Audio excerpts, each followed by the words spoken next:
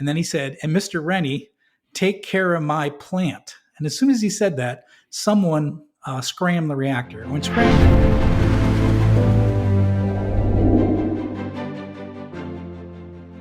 Hello, my name is Will Spencer, and this is the Renaissance of Men. While I've traveled all over the world, from jungles to deserts and forests to glaciers, I was born and I currently live in Phoenix, Arizona, which makes me a proud desert rat. It's the end of April here, and the weather is sunny with highs of around 100 degrees Fahrenheit or 38 degrees Celsius.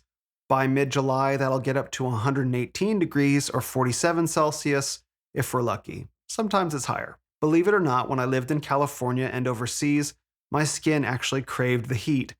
I really just need the photons to just get right in there. So as you might imagine would be true of anybody who grew up in a sun-scorched, landlocked, cactus-strewn hellscape, my favorite activity as a boy was sailing. My aunt and uncle owned a sailboat in Lake Tahoe, Nevada, and I learned to sail with them.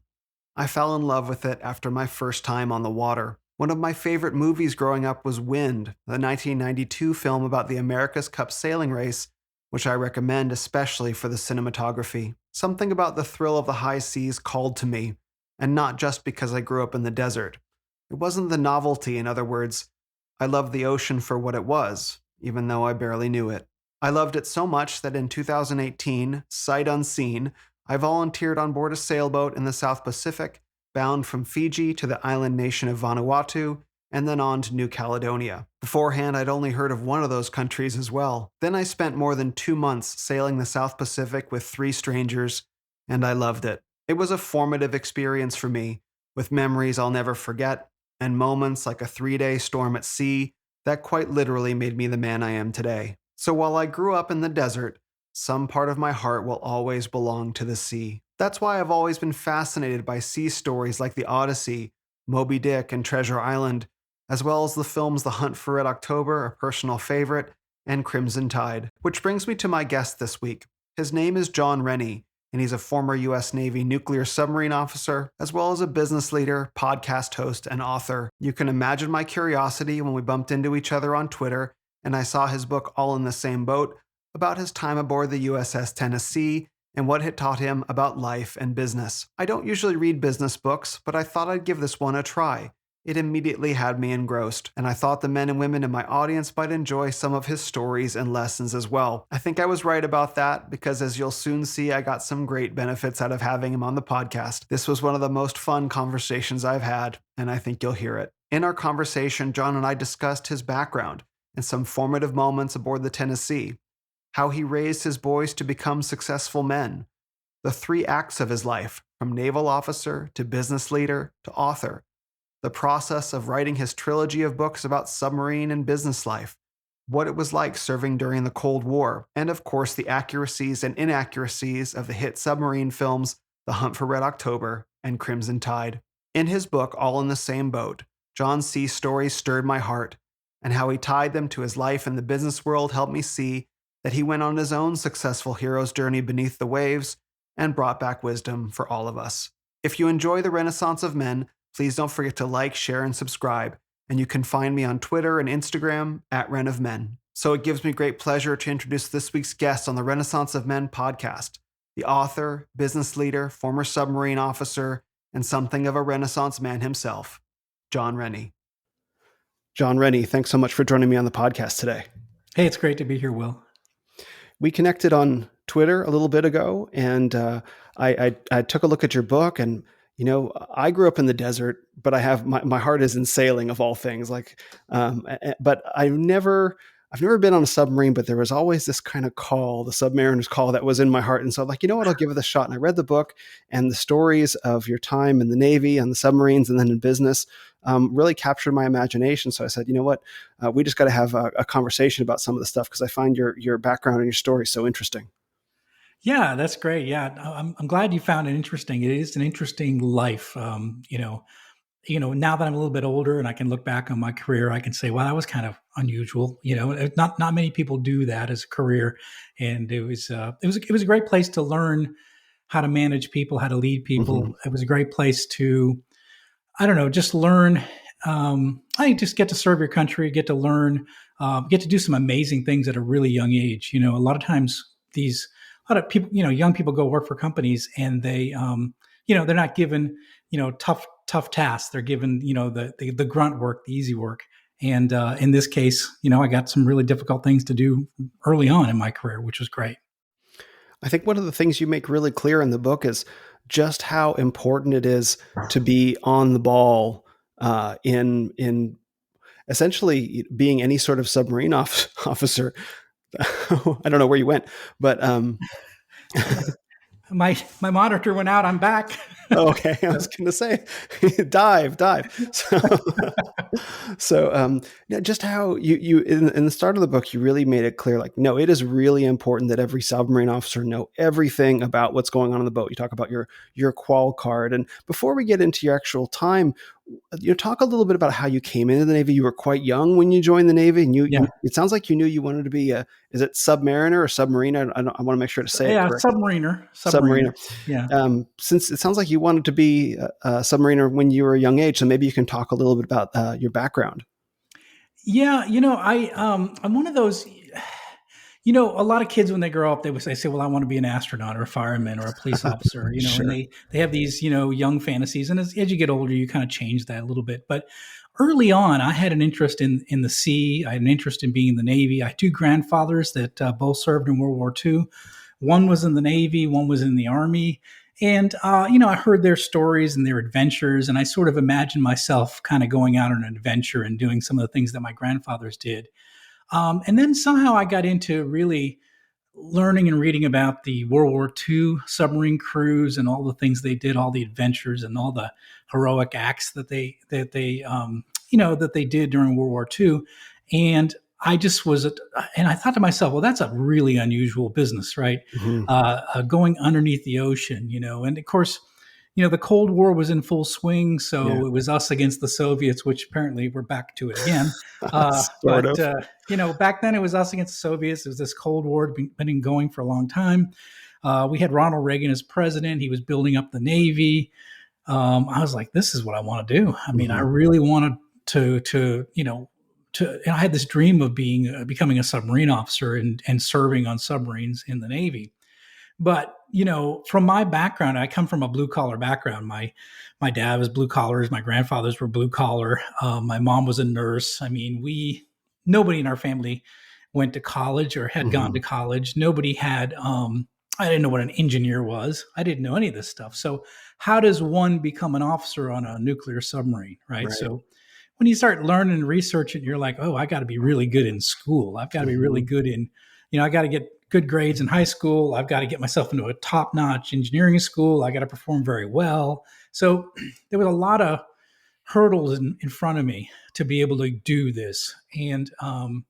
But it was also one of those, like I think it was a challenge, right? I think that men need a challenge. And I think for Hmm. me as a young man, I was like, yeah, all right, I can do this. And, just like, it's kind of false bravado, like Hmm. I could do anything, right? As Sure. a young person, you feel like you can conquer the world. And so I did, and I was able to get through the whole thing. So get into a good engineering school, get into perform very well at engineering school, get accepted. You have to interview to get accepted in the submarine fleet. Got in, and then yeah, I ended up being a very young man, showing up to the USS Tennessee at about 23 years old, and got a chance to lead people. Towards the end of the Cold War, I made 7 deployments during that time. It Wow. was just phenomenal time and just a great experience. It was everything I hoped and dreamed it would be, and Hmm. yeah, so just a really neat, just adventure that I got a chance to do in my life. Yeah, you said in the book you spent more than 10,000 hours. You broke the Gladwell's 10,000 hour rule beneath the surface of the sea. Yes, absolutely. So yeah, probably Wow. 2 years of my life of that 5 years was physically under the ocean. And yeah, so that it's something that'll always be with me, even though it's been a long time since I've been out. It's something that it's a part of me. It's a permanent part of my DNA, having that Hmm. experience. So there was a scene where, okay, I've managed to make it almost 6 minutes, without mentioning The Hunt for Red October. I'm pretty proud. That's good. I'm pretty proud of myself. Well, that was one of my favorite movies as a kid growing up. Yeah, yeah, it's great. It's a great film, and I remember in that movie, I think it's when Alec Baldwin walks into the submarine bay, and there's the giant submarine hanging up there, and the sparks and stuff. And it sounds like from the book, like that actually happened to you. On your, you walked in, you saw the Tennessee hanging up there from, and all the wires and the sparks. Like it sounds like that's a pretty accurate portrayal of is it a dock or a bay? What that moment was. Yeah, she was in dry dock. She was getting Dry ready to dock. go to sea, and seeing a Trident submarine out of the water. First time I'd ever seen one out of the water, and I come around the corner. I've got my sea bag on my shoulder, and I see this massive submarine out of the water. And there's just hundreds of people working on it, getting it ready to go to sea. So there's grinding sparks. You're hearing welding. There's generators running. There's smoke. There's you can smell diesel in the air. People, it's just loud and clanking, and I'm like, holy cow! I mean, Mhm. this is, a lot of people go to their first job, right? Like you get accepted a job, you go to your first job, and you walk in, you're like, wide eyed, like, what do I do? I don't know where the bathroom is. Where's the coffee machine? Where's my cubicle? Right? Mhm. This was my job. This was my workplace I was showing up to, and I was just completely overwhelmed. The Navy, I think I say in the book, the Navy said I was ready for the fleet, but when I saw the Tennessee for the first time, I definitely wasn't ready for this. I Yeah. was like, holy cow, there's a lot to learn. I was pretty young, and you had a lot of confidence before I came around that corner. I came around the Sure. corner, it all went away. I was like, oh shoot, I don't Yeah. know, this is tough. So yeah. I feel like that's so reflected in movies and novels. It's like the young man setting out on an adventure going to sea, and he comes around the corner and there's the ship of some sort. And he like Yeah, yeah. looks up at the tall ship. It's like, oh, what have I done? Right. And almost in That's a way. that was 100% it. It was it's uh yeah, it's one of those things like the imposter syndrome, right? Yep. That it's something probably I struggle with a little bit most of my life because of I came from a blue collar background. I came from a place from I grew up in New Hampshire. People from New Hampshire don't do these things. People in my family don't do these things. So why am I here? How did I get here? Someone made a mistake and allowed me to show up at the submarine, right? So it was a lot of imposter syndrome Yeah. I in bet. those early days. Like, I think someone made a mistake here and I shouldn't be here. But, I deserved to be there. I had Yeah. done everything to get there. And I ended up being a very good naval officer, but probably had to work twice as hard as many of my peers just because I didn't come from, I mean, I had to, it seemed like everything I had to work extra hard to be able to get there. So, But that pay, I mean, that must have paid off. I mean, to see that sort of thing gets noticed, right? A young man comes on board a ship, and the imposter syndrome. Any man really can take a man down, or can motivate him to work twice as hard just to meet his own standards for himself. And it sounds like the latter was true for you. yeah, yeah. I felt like I had to work hard to be just to prove my worth, and I and Mhm. and I think it actually helped me to become a better officer because I did put the extra effort in. And I think coming from a blue collar, family, a blue collar, lifestyle, before I came into college and went to the boat, I really got along well with the enlisted men on my boat because I felt more like them than I did being an officer. Mhm. So I really did get along well with my teams, and I've always had that throughout my career. I tend to get along really well with blue collar employees because I think it's in my blood more than Mhm. it is even just being the guy in the corner office. I much more relate to the people on the shop floor than I do the people in that that are in the corner offices. And just to sort of, we'll jump back to this later. But so, what sort of work do you do now? You work in manufacturing. You said you have a shop floor, plant floor, and you've had a number of different manufacturing jobs at different levels. It sounds like. Yeah, when I got out of the Navy, I went into like a lot of military people do. I went into corporate America. I actually Hmm. worked in corporate America for 22 years, and in that 22 years, I ran 8 different manufacturing plants. I Hmm. started off in engineering, went into quality, and then I got an opportunity to run my first plant at 32 years old. I was running my first manufacturing plant. I was the youngest plant manager in that plant's history, and that plant had been around 40 years. Hmm. And then eventually ran a bunch of different plants, multiple plants. And then about 6 years ago, I got tired of corporate life and I quit and I started my own business. I started my own manufacturing business, of which I've been running for just over 6 years now. So, but it's all been manufacturing based businesses. So, it's funny. I'm the kind of person if I can't hear the banging of tools or the making of Hmm. parts, I feel like I'm lost, right? So I'm the guy that can't just work in an office. I Hmm. need to have, I can work in an office as long as there's a manufacturing plant nearby because I feel like it's just what I like and what I enjoy. It's my passion.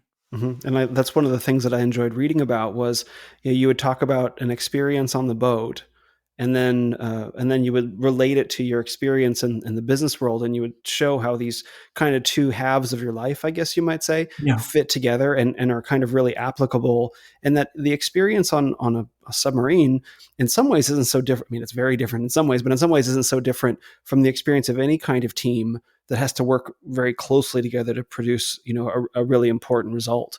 And I thought that was one of the things that was most interesting because I wouldn't have known that otherwise. Yeah, I think you're right, but I think that the problem in corporate, at least what I learned, is that in the Navy, we had a common mission. We all knew what our Hmm. mission was, and there was a shared responsibility on board, and there was a shared vulnerability, right? So if one person screwed up, we all die, right? I mean, everybody.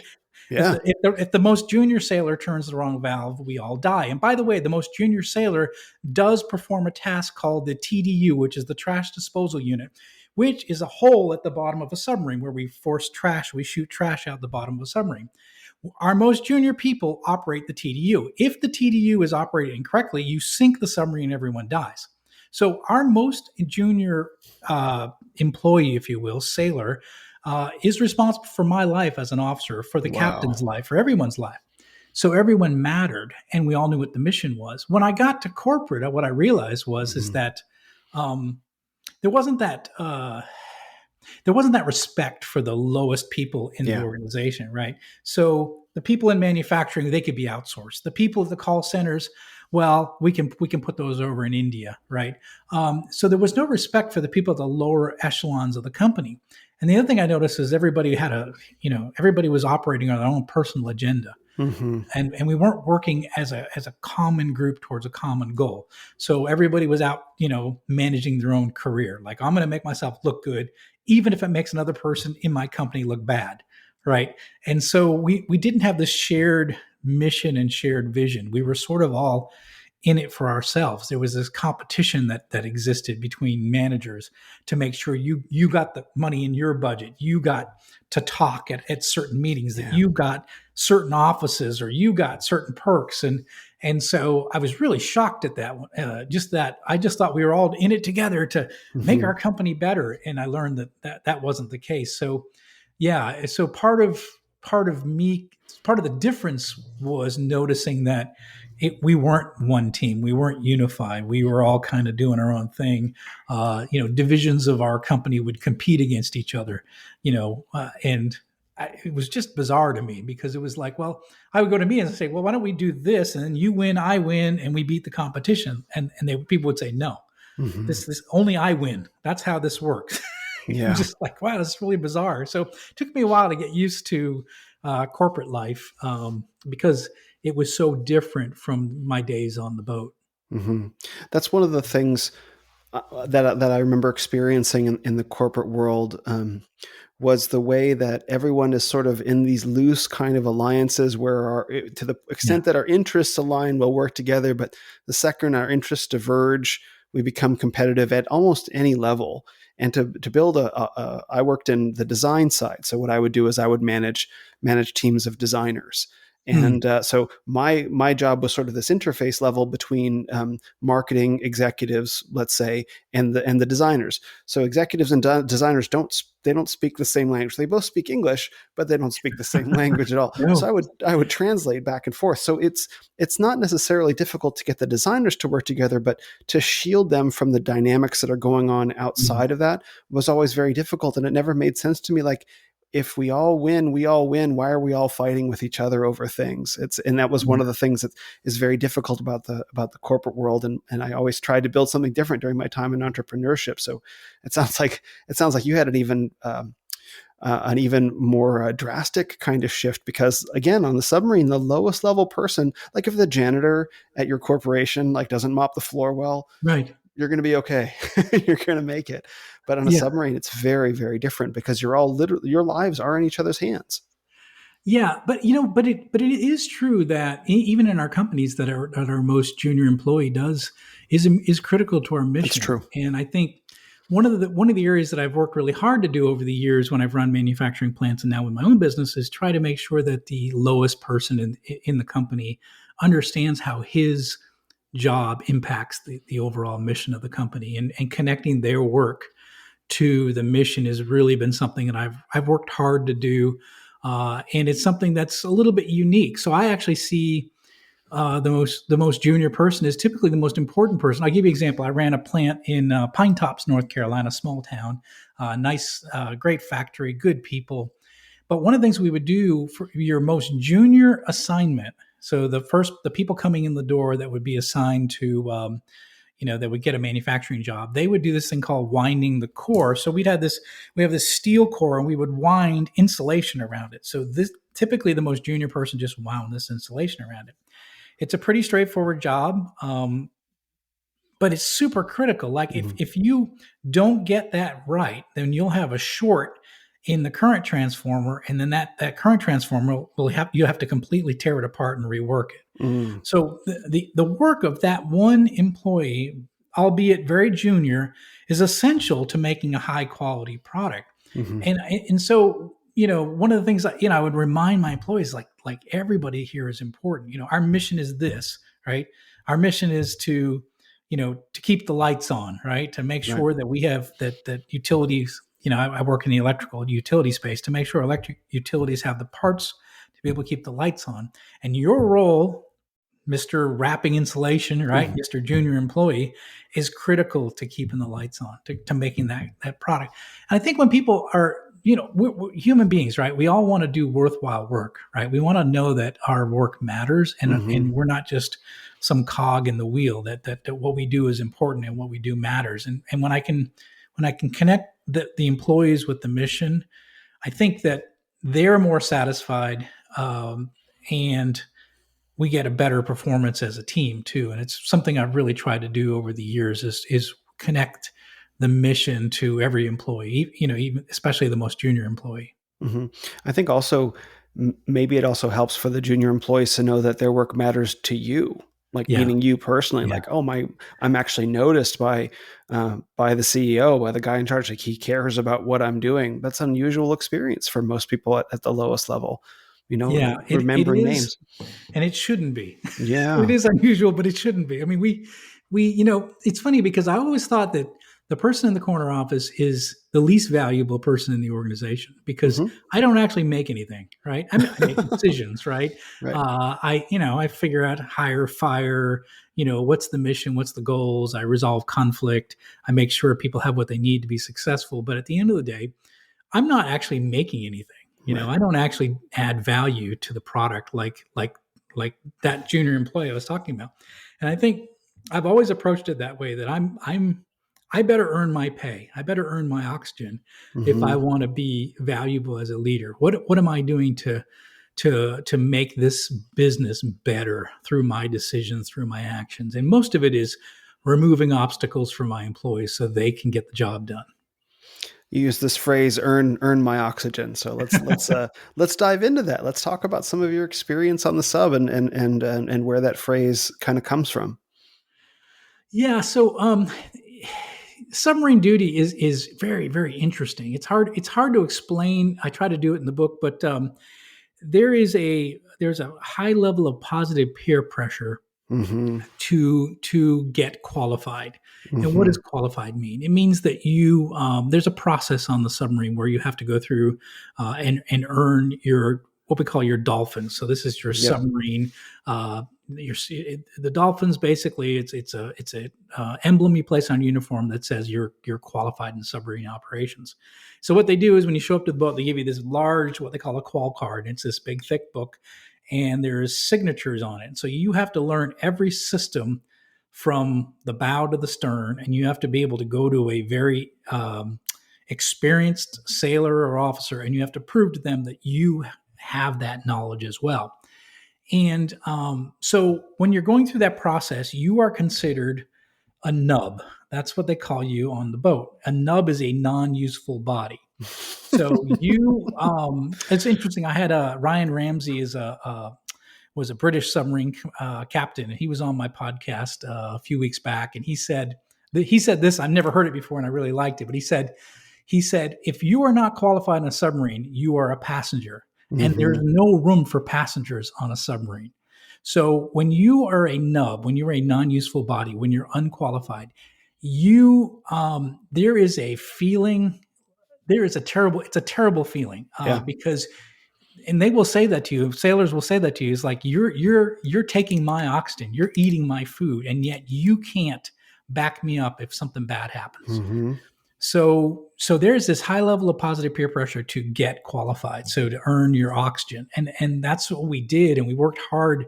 You know, for me, it was, almost a year's worth of work after I got to the submarine before I had qualified on every watch station. I learned every system A and I had every year. signature in my book. So it was another year after I arrived before I was fully qualified Wow. and got my dolphins. So, you know, it seems like in the submarine world, there was just one more hurdle. It was always a hurdle that you were trying to get over. And, just getting to the submarine was a dream come true. But becoming a qualified submariner, that was probably next to the birth of my children and my wedding day, it's the most important moment of my life when I put those dolphins on my uniform, because it said I belong to an elite group and I'm Hmm. one of those. I liken it to Navy SEAL. When you get that trident put on your uniform, you are a special individual, Hmm. and the submarine community is that way as well. It's not easy to become a submariner, and once you become one, you're always a sub. We call it a brotherhood, or brothers of the fin. So if you become a Mm. brother of the fin at that point, now we have sisters of the fin. We didn't have them back then, but Right. now we have brothers and sisters of the fin. But it's a brotherhood. It's special. It's elite. Um, Even now today, if I find somebody on Twitter that's submarine qualified, we're buddies. It's instant. Yeah. Instant friendship because they know that what you've gone through. So, and you've achieved a very high competency level to where other sailors, other officers say, "I trust you with my life because you're qualified. You're qualified to be here. You're qualified to back me up if something bad happens." So take me back into, or take us back into one of those moments when you were getting your qual card. It can be a story from the book, like one of those really pivotal moments where it's like you sink or swim, I suppose would be one way of putting it, where it's like you ran up against a hurdle where you're in this pressurized environment, hundreds of feet beneath the ocean, Mhm. and you're engaged in this. You spent years getting ready to get engaged in this 1 year long process to pass this one qualification, where it's just like where everything is going and I mean, I'm sure there must have been multiple moments like that during the process, but can you take us back into one of those moments that stands out for you? Yeah, sure. I mean, one of the first qualifications that you go through as an officer is you become engineering officer of the watch. So that means that you are in charge for our watches were 6 hours at a time. So for 6 hours, you were in charge of everything in the engine room. Now, let me tell you what's in the engine room: a nuclear reactor. Okay, Yeah. let's just start with that. A nuclear reactor that's underwater. Underwater. Yeah. Yes. So it's a nuclear reactor. So you have a reactor compartment, and then the steam, secondary steam, runs all the turbines, which runs all the electrical equipment, which runs all the propulsion equipment. Everything in the engine room is yours. You're responsible for it. So that was one of the first things you have to get qualified for as an officer, is to be engineering officer of the watch. So it was interesting. My first CO was hard charging. He was a tough. He was mean, but I had a lot of respect for him. He had so much knowledge about how to operate a submarine, and if we ever went to war, that's the guy I'd want to go to war with. Yeah. And I had a lot of respect for him. So I just finished my qualifications for engineering officer of the watch. I hadn't yet received my dolphins. I was still working through my qualifications, but I was finally qualified on this very major watch station. And so I stood my first watch. I'd done so many under instruction watches. I knew my stuff. I was confident, even though I was young, and this was my first watch. And so running the watch like normal, everything's going great. Everything seems to be doing what I expect. I'm alone. It's just me and three other enlisted men that are running the reactor. I'm in charge of a nuclear reactor at sea. This Hmm. is good. I'm cool. I'm achieving a life's mission, right? And all of a Right. sudden, I hear over the one MC, the captain, and so he very nicely says, "Hey, I'll let the entire. I'm sorry, the one MC is the loudspeaker that goes throughout the Hmm. entire submarine." He says, "I just want to let everybody know that our newest qualified engineering officer of the watch is Ensign Rennie. I was at the lowest rank I could be, and he's worked really hard to get this. So let's all give him, if you see him, congratulate him. Let's give him our support."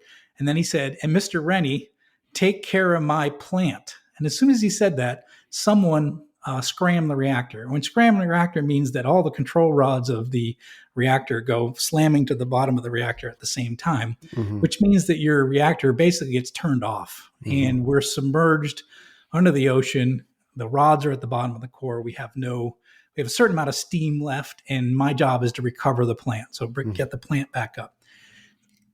And it's just one of those things that like, just give me a break. It's my first watch. Let me ease Right. into it. But there's no easing into it in No. in the world of submarines. And the captain was two things. One, he was acknowledging the fact that I had done all the hard work and I was Right. finally qualified. But he was also saying, "Look, you got to be ready for anything. And here's Hmm. here's your first thing."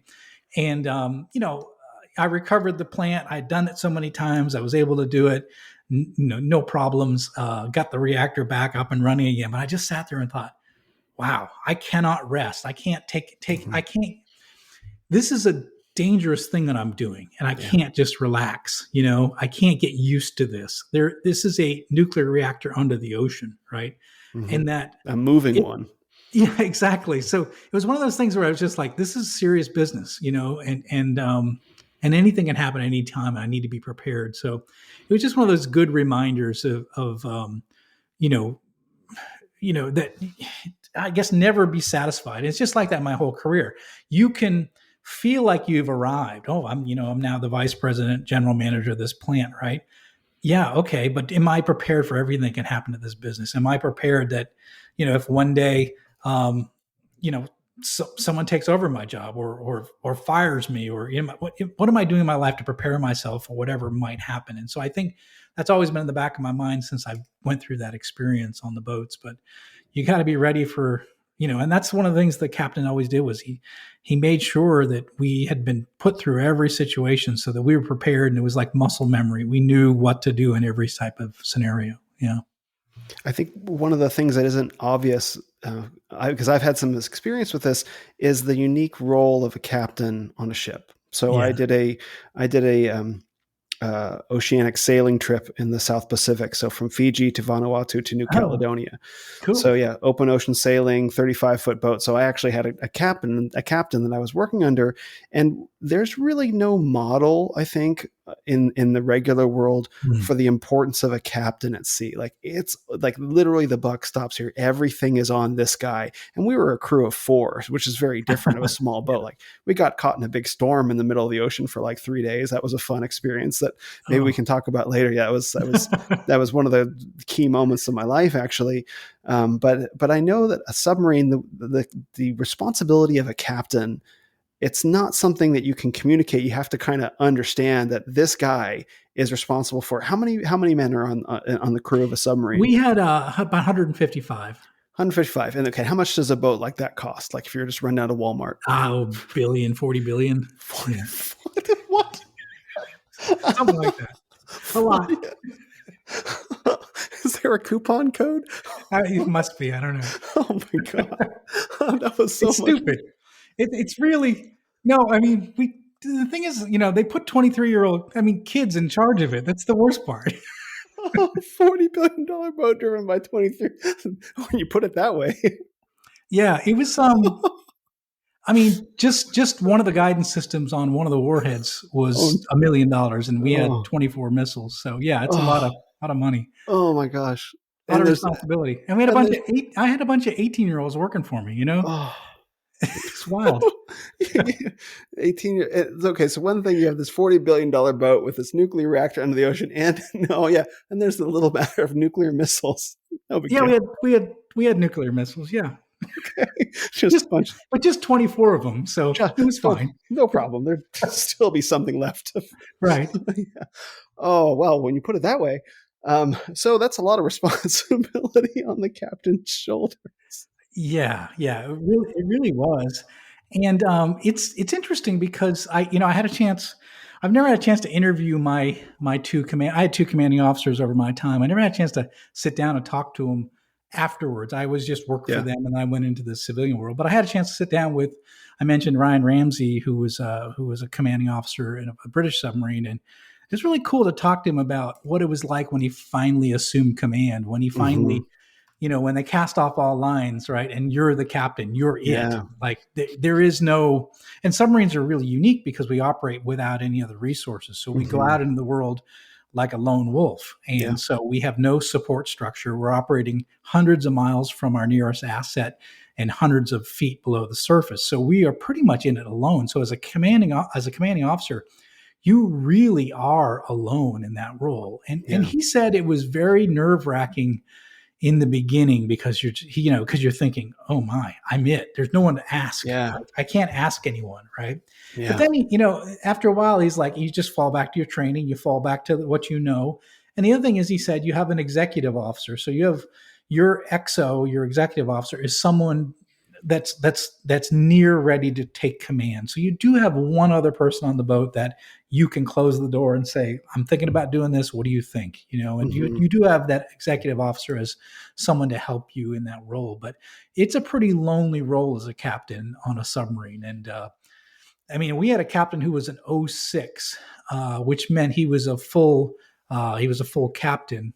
And he had been in the Navy probably 20 some odd years, probably 23 years, my first commanding officer. And so it's funny because I think about now, he was like 46 years old, but he was Hmm. the old man. I mean, he was like, Hmm. he was ancient to us. He seemed ancient to us. Yeah. And he was like younger than I am now. Hmm. And it's really bizarre to think that he was the old man and he was the wise old saint. But he really only spent 20 plus years, under the ocean himself. So yeah. What's the path to becoming a captain? You were on that path as an officer. Like, had you stayed Yeah, on that road? yeah. So there's two types of officers in the Navy. There are line officers and there's staff officers. So line officers are the ones that your training always leads you to command. So at some point you're going to command a ship, a boat, an aircraft. You're in a command role. So that's what I was, a line officer. And then you have staff officers. They're like medical, they're legal, they're supply officers, chaplain corps. So they're basically supporting the organizations, but they will never take command of an asset, a big asset at Hmm. sea. So I was on a command track. So yeah, what does it take? It takes a lot. Yeah, I So bet. just like I mentioned a lot of the hurdles I had to go through just to get on board, and then all the hurdles to get qualified. You every role, there's more and more hurdles to go through. So typically the path is you do what's called a junior officer tour, but that's what I did. Hmm. So you're a junior officer for, like in my time was 5 years on board. And then typically you go to some sort of a shore duty for a couple of years. Then you come back as a department head. So you're running. You have multiple junior officers working for you, and then you do a shore rotation. You come back as an executive officer, and then you Hmm. go shore rotation. You come and you go to command school, and if your performance is good all through that whole time. So there's basically 4 steps to getting command of a submarine. So when the captain says to you on your first day, as you passing the engineering of the watch, like, take care of my plant, like, Yeah. there's power in those words. Oh, it was his plant. It was his boat. I mean, there was no Yeah. doubt about it. I mean, that guy was. I mean, he was the wise old man. I mean, we wanted to. I had so much respect for him. That see, that's one thing about interesting about being in the Navy was that like in the civilian world, you might work for a boss that's clueless. You might work for a boss that has less experience than you do. You might work for a boss that couldn't lead a group of people, lead a tiger to raw meat, right? So, but in the Navy it was different. So to get to the highest levels in the Navy, you had to pass through the lowest levels first. Hmm. So we knew our captain had done everything that we had done already and then some. And so he'd done everything we've done, and I've done this, and I've done this, and I've Hmm. done that. So we had tremendous respect for our department heads, our executive officer, and our commanding officer because they had been in our shoes. They had earned their oxygen. They had moved up. They were competent. And the other thing is we had tremendous respect for our peers. My peers had to go through the same hell I had to get to the same spot. So there was a lot of mutual respect on board that I never saw in the civilian world. So, I saw bosses that, were terrible. And he was like, how did you get into this role? Well, I knew Hmm. somebody, or, Yeah. you get promoted not based on time and service and meeting certain benchmarks. You do it for sometimes it's because you know somebody and somebody trusts you or somebody, gives you a chance or whatever. So promotions in the civilian world are much more random than they were in the Navy. Hmm. Yeah, because you had to earn your way up the ladder. You had to earn your way. Yeah, exactly. Exactly. Well, and you have to be trained, like in getting your qual card, getting your dolphins. You had to be trained on individual systems and practices Yeah, by men who knew what they were doing, and they had to transfer the knowledge directly to you, and they wouldn't sign off on you until they were satisfied. And correct. Yeah, so you couldn't really be on board unless you knew how to do everything. And in the corporate world, that's not necessary at all, really, correct. unfortunately. Yeah. I mean, you couldn't fake it on the submarine. Right. You can fake it in corporate. I saw Yeah. that a lot. So, So yeah. as the CEO now, do you feel like do you try to bring some of that captain spirit? Like obviously, knowledge work, it's difficult to do the different modes of knowledge work. Like you wouldn't learn the accounting and the graphic design. It doesn't really map the same way. But do you try to bring some of that spirit to your leadership now? Yeah, I do. Obviously I want to I think one of the best things that leaders can do is to hire really good people Yeah. and then get out of the way. So I Yeah. don't try to I try to get out of my people's way and try to make sure they have what they need, and then I let them do what they do. But yeah, I do have a lot of knowledge only because I've been doing this for 30 years that I do have a lot of knowledge about business. So and I come from the design engineering world too. So, I know how the products work. I know how they're tested. So sometimes I find myself this is a hard thing too, is in people who are listening that might be more senior. Sometimes you know the answer before your junior employee can figure it out. Yeah. And there's a tendency to say, no, no, no, no, no, this is the way it's got to be. Let me show you and why. And so I tend to be just the opposite. I tend to let people explore a little bit and try to find the right answer without me jumping ahead and giving the answer too, because I think really important that I feel like employees can learn and develop on their own without a boss telling them how to do things. So, and I would purposely let people make mistakes and to Mm. paint themselves in a corner sometimes. And just because I think, especially if it's in a controlled, situation, I know it's not going to harm my customers or the product or anything, but I'll just let them paint themselves in a corner and just to see, for them to learn through that experience. Like they said, well, I did this. It's like, why'd you do it that way? Well, I felt that was the best way to do it. Then what'd you find out? Well, it wasn't. Yeah. So, but I think we're too quick sometimes in corporate, especially to jump in and help people and not give them the opportunity to learn. And the one thing in the Navy that taught me was that failure is a powerful teaching tool. And they did a really good job putting us in situations where we would fail a lot, but in a controlled environment so that we would learn. Because, Hmm. nobody likes to fail. And it's a very emotional reaction when you fail, especially in front of your peers, in front of Right. other sailors. So you want to learn to make sure you do it better. And I think that's something that I learned and I try to do with my people as well. Let them fail, give them opportunities to make mistakes, learn from those mistakes. And so, yeah, so I do that a lot more. So, do I know most of my systems in my company? Yeah, I do, but I try Hmm. not to. I play dumb a lot. Because I do want my employees to make decisions, and I want to empower them to do things without me telling them what to do. So, I Hmm. will tend to, I'll say to my engineering manager, well, you know this better than me. You can lay out, the part numbering system however way you want to. You know this better than me. come up with a plan and then and just do it. And even though in the back of my mind I'm like, I got a plan on exactly how I'd do it, but Right. I'm going to let that go. So I Yeah. just want to, give them an opportunity. Let's talk a little bit about the importance of failure, because I was just having this conversation with a friend of mine today about the lack of hardship in most men's lives today, and you know I think that's a net good thing in some ways, where it's like we're very fortunate to live in an age where life is easier, and yet at the same time there's still something about living during more challenging ages that I think we might be lacking and that we could learn from. And I don't think that we should be roving bands of gangs foraging on the frontier. Like I would like to not go to that way of living. But I think one of the things that I think we do need is more opportunities to really fail. And it's kind of ironic that the opportunities to fail were created on board this hyper expensive submarine, but Yeah. you have to have them, because if you have to try all these different things and learn what doesn't work to really appreciate what the right thing to do is and why. And it's so this paradoxical kind of way of learning that the stakes for failure are so high, which is why you have to learn how to fail. Yeah. Yeah.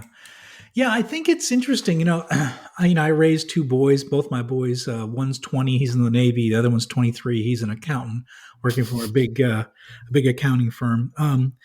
But one of the things I worried raising my boys is that they had it a lot better than I did growing up. Sure. We grew up fairly poor. We had to make opportunities for ourselves. I worked since I was 15 years old, um, and I think there's power in that.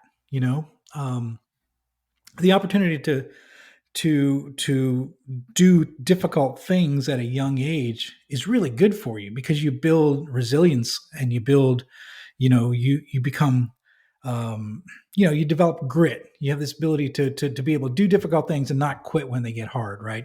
So I grew up in that kind of environment. I was always worried my boys wouldn't have that grit because Mm. we went on vacations all over the world. You know, Mm. they, got to go to England. They got to go. We went to all the national parks. We did all the stuff that I never did. I mean, our vacations were we went to a campground in my home state, and Mhm. that's our vacation. And I think that boys, especially boys becoming men, have to be challenged. They have to do difficult things if they want to build resiliency. And part of that is failing. Part of that is doing difficult things and falling on your face and realizing it's not the end of the world. That you just get up, you can learn from it, and you can get better. But we've kind of society is now kind of nerfed over. Everything's nerfed over, and Mhm. you're not allowed to fail. Not allowed to say anything wrong. My goodness. Yeah. You're not allowed to do any, you can't color outside the lines. Everything has to be, and it's because we're trying to protect everybody from being hurt. Man, being hurt is great. I mean, it's Yeah. it's great because it builds character and it builds who you are as a person. Um, I mean, let me just say, if you've not done hard things, don't become an entrepreneur. I'll tell you that because you Yeah. will fail miserably. Because becoming an entrepreneur is one of the hardest things I've ever done in my life, and I've done some hard things. So, yeah, I think failure. I think tough times. I think tough. Um, doing difficult things builds character that you need to be able to do other difficult things. You build that baseline of, okay, I failed, but I didn't die. Mhm. What happened? How Right. do I get better? What do I need to do differently this time? Mhm.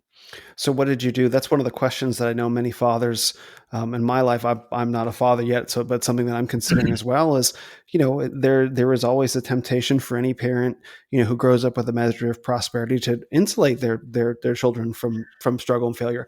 I grew up that way. Like I didn't struggle. I struggled in school, which is not exactly the same thing, right? Like I did well in school, Yeah, but that's not the same thing as going out and like, hey, go spend the night in the woods overnight on your own or something like that. That sort of hardship. And I know a lot of men in my life are thinking about, well, how can I raise my sons with a little yeah. bit of a proper adversity, proper opportunity to fail, so that they develop those skills. What did you do for your sons, if anything, in amongst all the travel? I might ask you some questions about travel too, because it's something that I've been blessed to do. Yeah, yeah. No, I think obviously, like they got a chance to go on vacations. They got to travel, go on cruises, do all these kind of cool things. But we also both my wife and I kind of didn't grow up with money, so we Yeah. always kind of tried to reinforce the importance of appreciating the moment. Like I remember the boys were young at the time and they were goofing off. We were at the Grand Canyon, and my wife and I, had spent 30 years of our lives to get to the Grand Canyon for the first time ever. Right. And here's our boys, which are they might have been 6 and 9 at the time, and they're goofing off and playing grab ass and all this, and we're like, my wife just gets down in their face. He goes, it took me 35 years to get here. You turn around, you enjoy this scenery, and Yeah. just sort of reinforcing that, like we're at doing something that's very special. That this is that Hmm. not many people get to go do and experience the things that we're doing. So always having that awe, having that chance to really appreciate what they were doing at the moment. But the other thing was when both my boys turned 13, we did a rite of passage trip with them. Wow. So, so my first boy, we went to the mountains of North Carolina for I think we were 5 days in the woods. Packed it in. We had a whole hiking route that we did, and we had our tents and our food, and we foraged for water along the way, and it rained on us most of the time, and we had this amazing experience in the woods where and when that was done, after that trip was over for both my boys, I said, "You're a man now. Hmm. You know what? You're a Rennie man now. So, what would a Rennie man do in this situation? So when they run up against troubles or situations, I'd say, look, you're not a kid anymore. You're Hmm. you're a man. What should a man do in this situation? And those are really important because I noticed my boys acted differently after those trips. Sure. they they acted like men. They thought about consequences of their decisions or consequences of the things they were doing. The other thing is we made them get jobs. So both my boys worked as soon as they could. 16 years old, they both worked, and so it gave them the opportunity to have a boss, deal with Hmm. that situation. To be able to earn some money and to there's a pride in working. Yeah. And so that was really important to us. And then we did pay for college. We did save money for their college. And so that was fairly easy. But again, we reminded them, look, you're going to get a college degree and not have any student loans. Right. That is something that's really special. And so, what are you going to do with that time? Your time in college.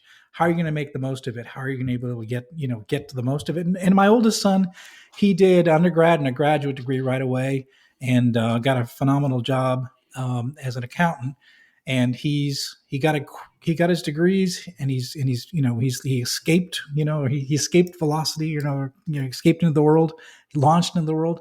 And then my youngest son, he did a year at college, and he said, Dad, I don't think I'm utilizing this as best as I could. I want to do something more difficult. Hmm. And he joined the Navy, he joined the military, and he enlisted.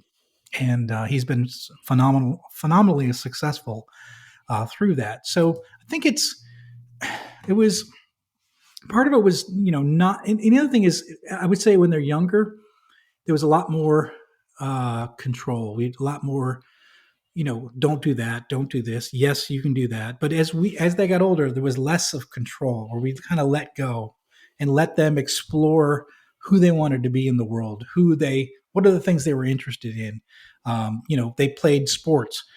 They both excelled in different sports, and but we didn't force them, like, you're going to play baseball, you're going to play football. Right. We let them explore what they wanted to do, and when they found their passion, something they're really interested in, we would always support them in that passion, support them in what they wanted to do. So they ended up both getting into weightlifting, and they're both very large individuals. So they're very so the dad was always weightlifting, and they both got into it, and they excelled, and they both are bigger than their dad now. So Kind of happens, doesn't it? it does happen. Yeah, yeah. So, Well, but I think the weightlifting was a big part of them challenging themselves and pushing themselves and doing things that were very difficult. And I think for both of them, weightlifting was a big part of, you know, doing something difficult for them. mhm. Because you can't cheat in the weight room. You know. No. No, you can't negotiate with the barbell. It No, no. doesn't care how you feel. Gravity Mhm. doesn't care. Well, this sounds like I know that a lot of people really lament the state. You said your boys are in the first half of their 20s, like 22, 23, something like that. Yeah, yeah, 23 and 20 right now. Yeah. Yeah, so I know a lot of people lament the state of the youth these days, but it sounds like you have a couple boys that really turned out to be success stories and sort of managed to beat the odds for where a lot of young men are today. I certainly hear about it in my work. Yeah. Talk to a lot of guys that look around like teenagers, for example. I know like your youngest boys just out of being a teenager, and they're just like they just shake their head and they don't really know what to do looking at the landscape. But it sounds like your boys, they had the benefit of the proper discipline, of failure, of trying, of Mhm. structure that really shaped them into productive, contributing members of society. I guess you might say. Yeah, I think so. I'm really proud of them both. And I mean, my youngest son, who's in the Navy, he's ranking up next week. I'm flying up to pin his next rank on him, and so Oh he's moved wow, very quickly. He's been only in for a year and 3 months, and he's moved very quickly up the ranks. So yeah, I'm pretty proud of him. So he's taken to the military like probably better than I did. So he seems to just get it, and he fits really well in the military. he must feel a certain kind of pride. Is he on submarines or is he on another ship? No, it's surface ships. Surface couldn't ships. I couldn't talk him into submarines, so Is that a thing? That must be a thing in the Navy. it Surface is. ships. Yeah, Okay. it is. We say that there's two kinds of ships. There's submarines and targets. So that's our mindset. Well, So there are jets too, right? Like you got I all don't know. the Maybe I don't know. maybe something like that. Yeah. So yeah, we're actually submariners are afraid of planes. So the P-3 Orion was a very capable anti-submarine Mm. aircraft, and we hated it. So That's the thing with the big halo on it, right? The big. no, it's the one. If you ever see them, they got a long. Well, they're out of service now. They have new designs, but they used to have this long tail on the back of it, and that was a magnetic anomaly detector. They could fly around the ocean, and they could sense the metal of a submarine under the ocean, and that magnetic Whoa. tail would send a signal. So Oh wow. yeah, they were hard to get away from. So we could get I, away from ships, but those planes were pretty tough. it's hard to get away from being a big piece of metal under the ocean. That's a It tough one. is. It is. Yeah. Exactly. Yeah. Yeah. So Hard you to were hide. yeah, you were under the water during this was during the Cold War as well. Like this was when Yeah. things were pretty serious. Like that was real.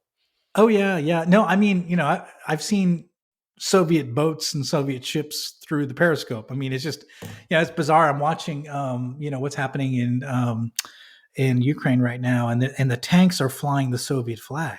I don't know if you've seen those pictures, but to No, me, I just get, the hair stands up on my arm. I'm like, sure. oh no, not this again. I mean, we did this already. We went through 50 years of Cold War, and yeah, so I don't know. That it does bother me that I mean, I don't think people realize the potential threat of a Russia, U.S. engagement would be. I think they think, Hmm. well, it's just like Iraq, Afghanistan, it should be fine. But I mean, this is Russia. This is a Yeah, big country with a lot of high, nuclear capable, difficult. It would be a difficult enemy. So, in my mind, I don't think we should be seeking to increase any sort of engagement with them anytime soon. That's for sure. I agree. I mean, it's not Russia is not exactly the same as the Soviet Union back in the day, but that doesn't mean they're any less formidable and they're any less serious about the things they want. And not to get too far into politics, but we've just come off a couple rough years in America, and maybe now is not exactly the right time to be thinking Yeah, about these things. yeah. I'm kind of pissed at Putin. We finally got the chance to. We, although I guess he did single-handedly end the pandemic, but anyway. Amazing, right?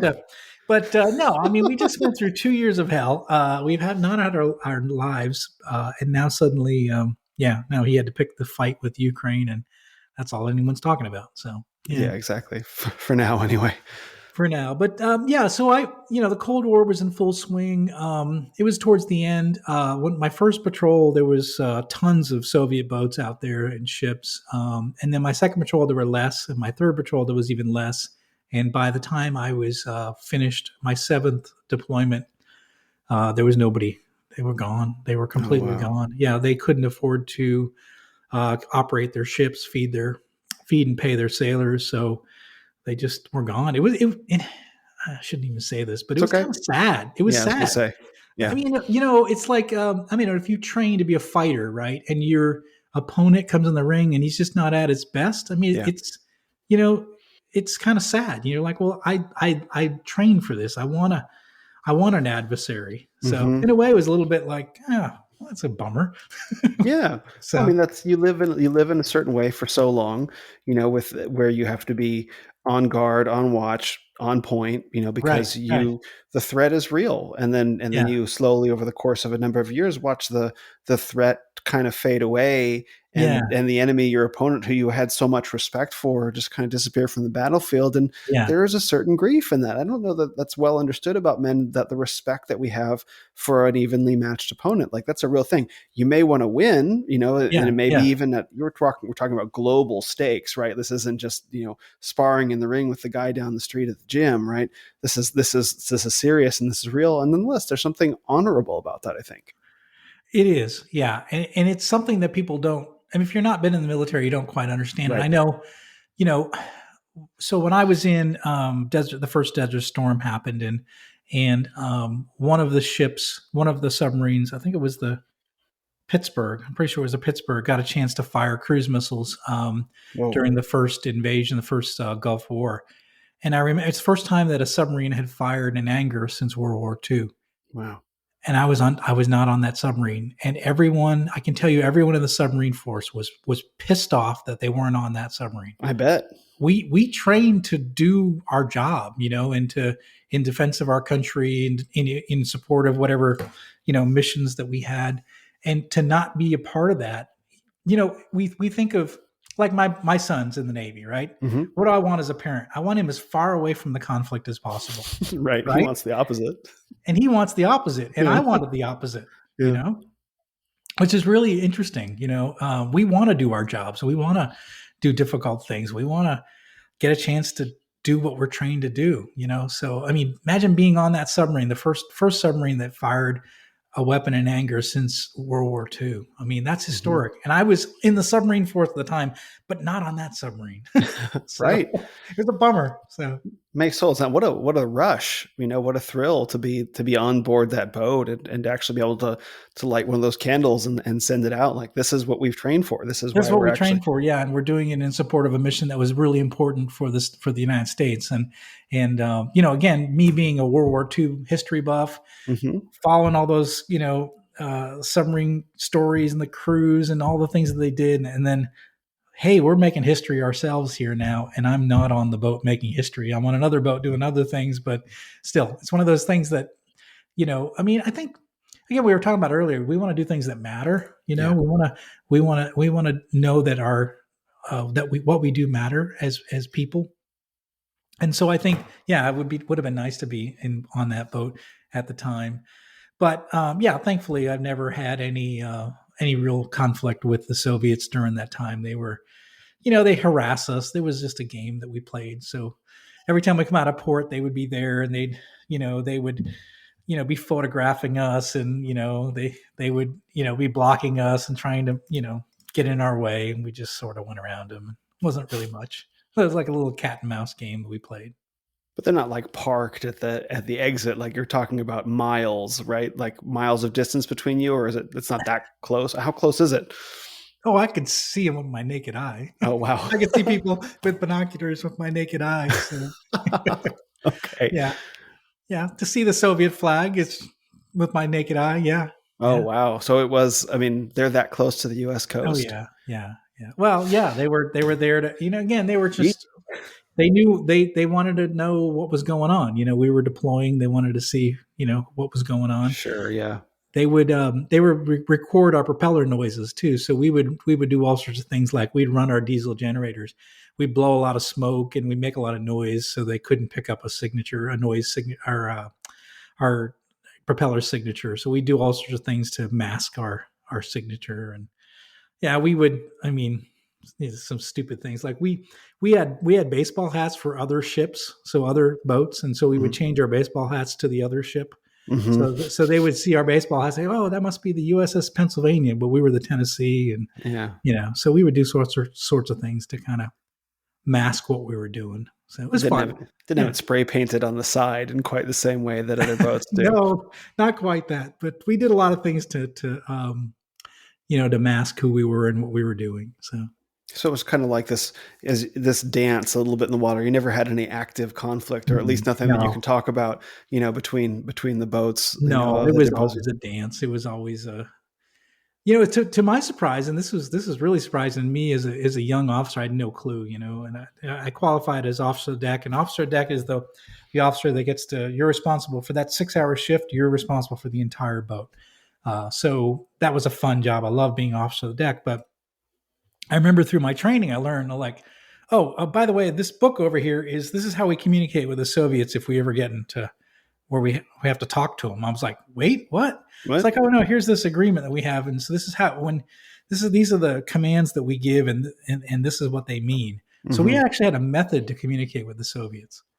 Oh, It was okay. really wild. I'm like, really? There's a book for that, and they had a book on their ships as well, and so we could send signals back and forth, and they knew what it meant. So It wasn't like a transliteration book where you're actually like saying Russian words, or was it some of that too? no, it was just a number of different commands. Like I'm coming hard right, hard to Oh, I port. I'm see. coming hard to starboard.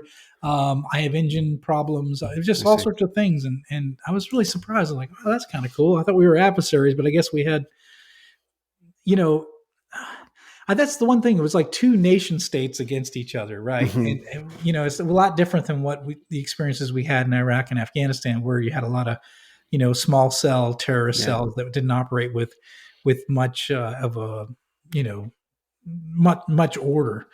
In the case of the Soviets and Americans, we both sort of we had, it was organized, Hmm. so and the reason they had these codes in place was to prevent an escalation that would prevent something bad from Yeah. happening and then things escalating out of control. So Yeah, you have to. Someone thought that through. Like, okay, well, if in case you get into a situation, we need to make sure that they understand each other real clearly, so this doesn't turn into something that it's not meant to be. Because yeah, you have yeah, two, young guy, boats full of young guys in their young 20s, all wanting to do the job, being war fighters, and it's like, well, how do we communicate with them? How do we make sure there's no misunderstanding? We don't start a yeah, war. yeah. Just okay, that makes Well, sense. you talked about Hunt for Red October. Do you remember there Yes, I was didn't bring it up a second time. Yes. they sort of had that in there where they one ping only and type of Yeah. thing. So they were signaling to each other, and and they were trying to figure out what they were doing with each other. And so that was that was real. So there's a lot of that's real. Oh wow. Yeah, and that actual scene of the sub coming up out of the water, Oh yeah, yeah. the emergency boat, that was a real sub. They did that with a real sub. Yeah, absolutely. And they did a bunch of times for the filming of that.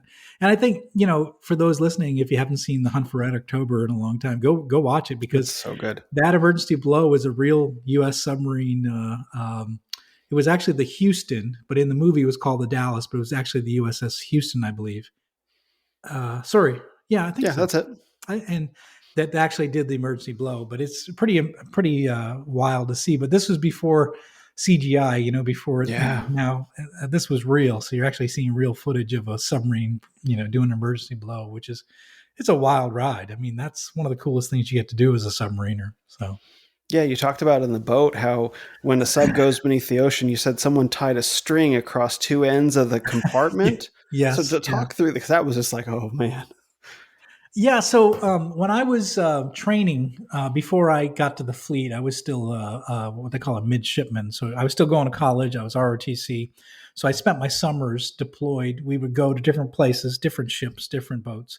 But I was on the USS Guitarro out of San Diego, which was a fast attack submarine, and it was a smaller submarine. And so we went out to sea off the coast of San Diego, and we did a dive down to test depth. And so they told all of us midshipmen, like, go down to the torpedo room. We want to show you an exercise. And I'm like, all right. So, but before we submerged the ship, we tied the torpedo man down there, tied a tight string from both ends of the compartment. And as we went down to test depth, that string went slack and continued to get slack until it touched the deck. Whoa. And so it was one of those things that, like, oh shoot, this Yeah. is real. So I mean, this is the ship, under pressure, and the impact that it makes on the boat.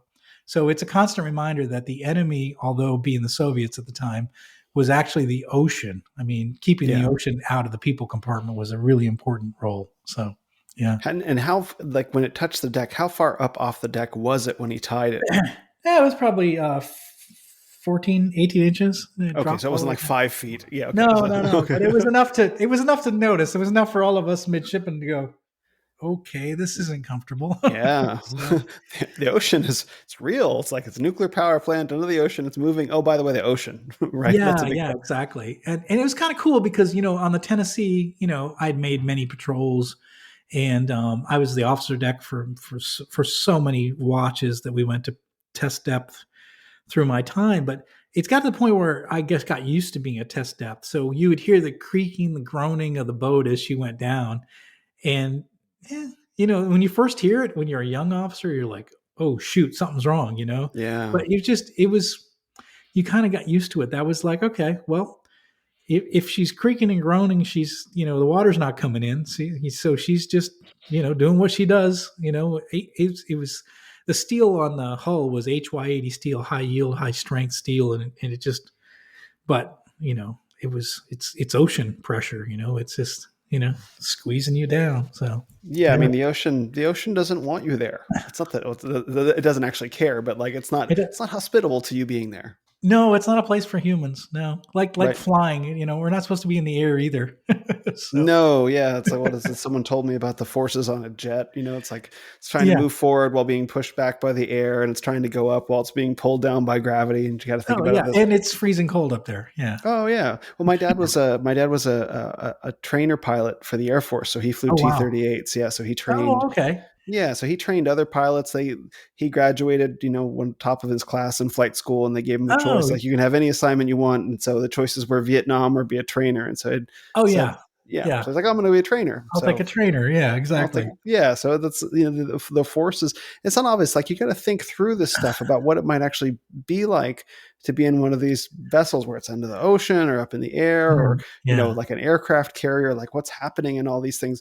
It's a very unique environment that there's no equivalent for on land. You work for a Yeah. company, you go home at the end of the day, like home for you at the end of the day is a rack bunk with 8 other guys in the compartment, Yeah. still hundreds of feet beneath the ocean. Like you're Yeah. not getting in Yeah. the car and driving back to your to your house or anything like that. No, it was a 24/7 business. That's the one Mm-hmm. thing that, I don't know if anyone, can really appreciate it, but if you had a bad day as a leader, you can't, you can't go to the bar and have a beer at the Right. end of your shift, right? There's no beer on board. You can't you can't go home at the end of a tough week and just take the weekend off and just relax and spend time with your family. I mean, it was 24/7 while you were Mm-hmm. deployed. So, we do 3 months. So about 110 days we'd be deployed. And that was it was 24/7 while you were deployed until you got back. So, it's funny. I always tell my wife, like, I can't wait to hear my first name again because I was always Mr. Rennie or Lieutenant Rennie. And until I got home and I was John again. So, Mm-hmm. yeah. So what are some of the other systems of the sub that you had to become proficient with? So we got the nuclear reactor underneath the ocean, and there's obviously tons of, like, we talked about the waste flush disposal, right? So, but I don't know if you probably had to become proficient in that, so you could know if the valve was turned the right way. So Yeah. what are Yeah. some of the other aspects of a sub that a submariner needs to know about? Yeah, I talked about in the book and I don't know, I'm careful with what I say Sure, about nuclear weapons kind because of important. we always were told that we could neither confirm nor deny we had nuclear weapons. But Ah, you can go on Wikipedia and see that Tennessee had nuclear weapons. So, uh, right. so whatever I put in the book, I always made sure that it was available. You can find it on the internet. So I didn't reveal anything in the book that would be confidential. But one of the stories I tell is I was the missile officer for my last two deployments. So I was in charge of the nuclear weapons on board, the 24 nuclear weapons. Those are my Mm, responsibility. wow. And so one of the things I had to do as far as being responsible for them was I had to do basically a inspection of the missiles before we deployed. And the inspection of the missile was rather unique in that we opened a hatch to the missile compartment, and then we actually opened up a hatch on the missile, and I climbed inside the missile and did an inspection on all the wiring to make sure that I had a very strict procedure I had to follow You to sure? make sure I everything, hope all the so. connections were appropriate and what have you. But, I just remember, I write about it in the book, just remember laying on my back, looking up and realizing that above my head was, something very, really significant, I mean, Yeah, you know, we've all heard of Hiroshima and Nagasaki, and I know, I've been there. yeah. Oh, you have. I've Well, been to that's wild. Hiroshima. Yeah, But the explosive power of what was above my head was several times greater than that, and yeah, it's a little bit intimidating. But again, that's what we trained. We knew what we were doing, even though we were young and in very interesting. Like, ever since I left the Navy, I've never had my head in a nuclear weapon. I So hope not. it's but there I just did it all the time, and it was no big deal. It's just Sure. you were used to it. So, but yeah, so I had to know everything about the nuclear weapons and how to deploy them, and all the security around them, and all the systems around them, and how they operated. And during my time, I got a chance to fire 4 missiles without warheads. I should tell you, um, Thank you and it for was clarifying that. yeah, it was pretty awesome because Yeah, essentially, these are missiles that go into space. They actually, these go from a very very long range, and they sort of yeah, they go out into space and then they come back down again.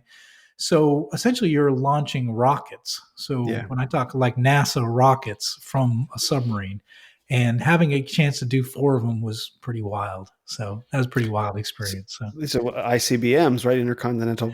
yeah, yeah, So yeah. you actually you go to surface, and then Mhm. you open the hatch, and a missile blasts out into space. No, more than that, we actually do it submerged. It's wild. Whoa! So Yeah. you say So you yeah. So that's call the Russians up, like, hey guys, just so you know. yeah. So you do it submerged. It's pretty wild. You actually the you open the door, the missile door.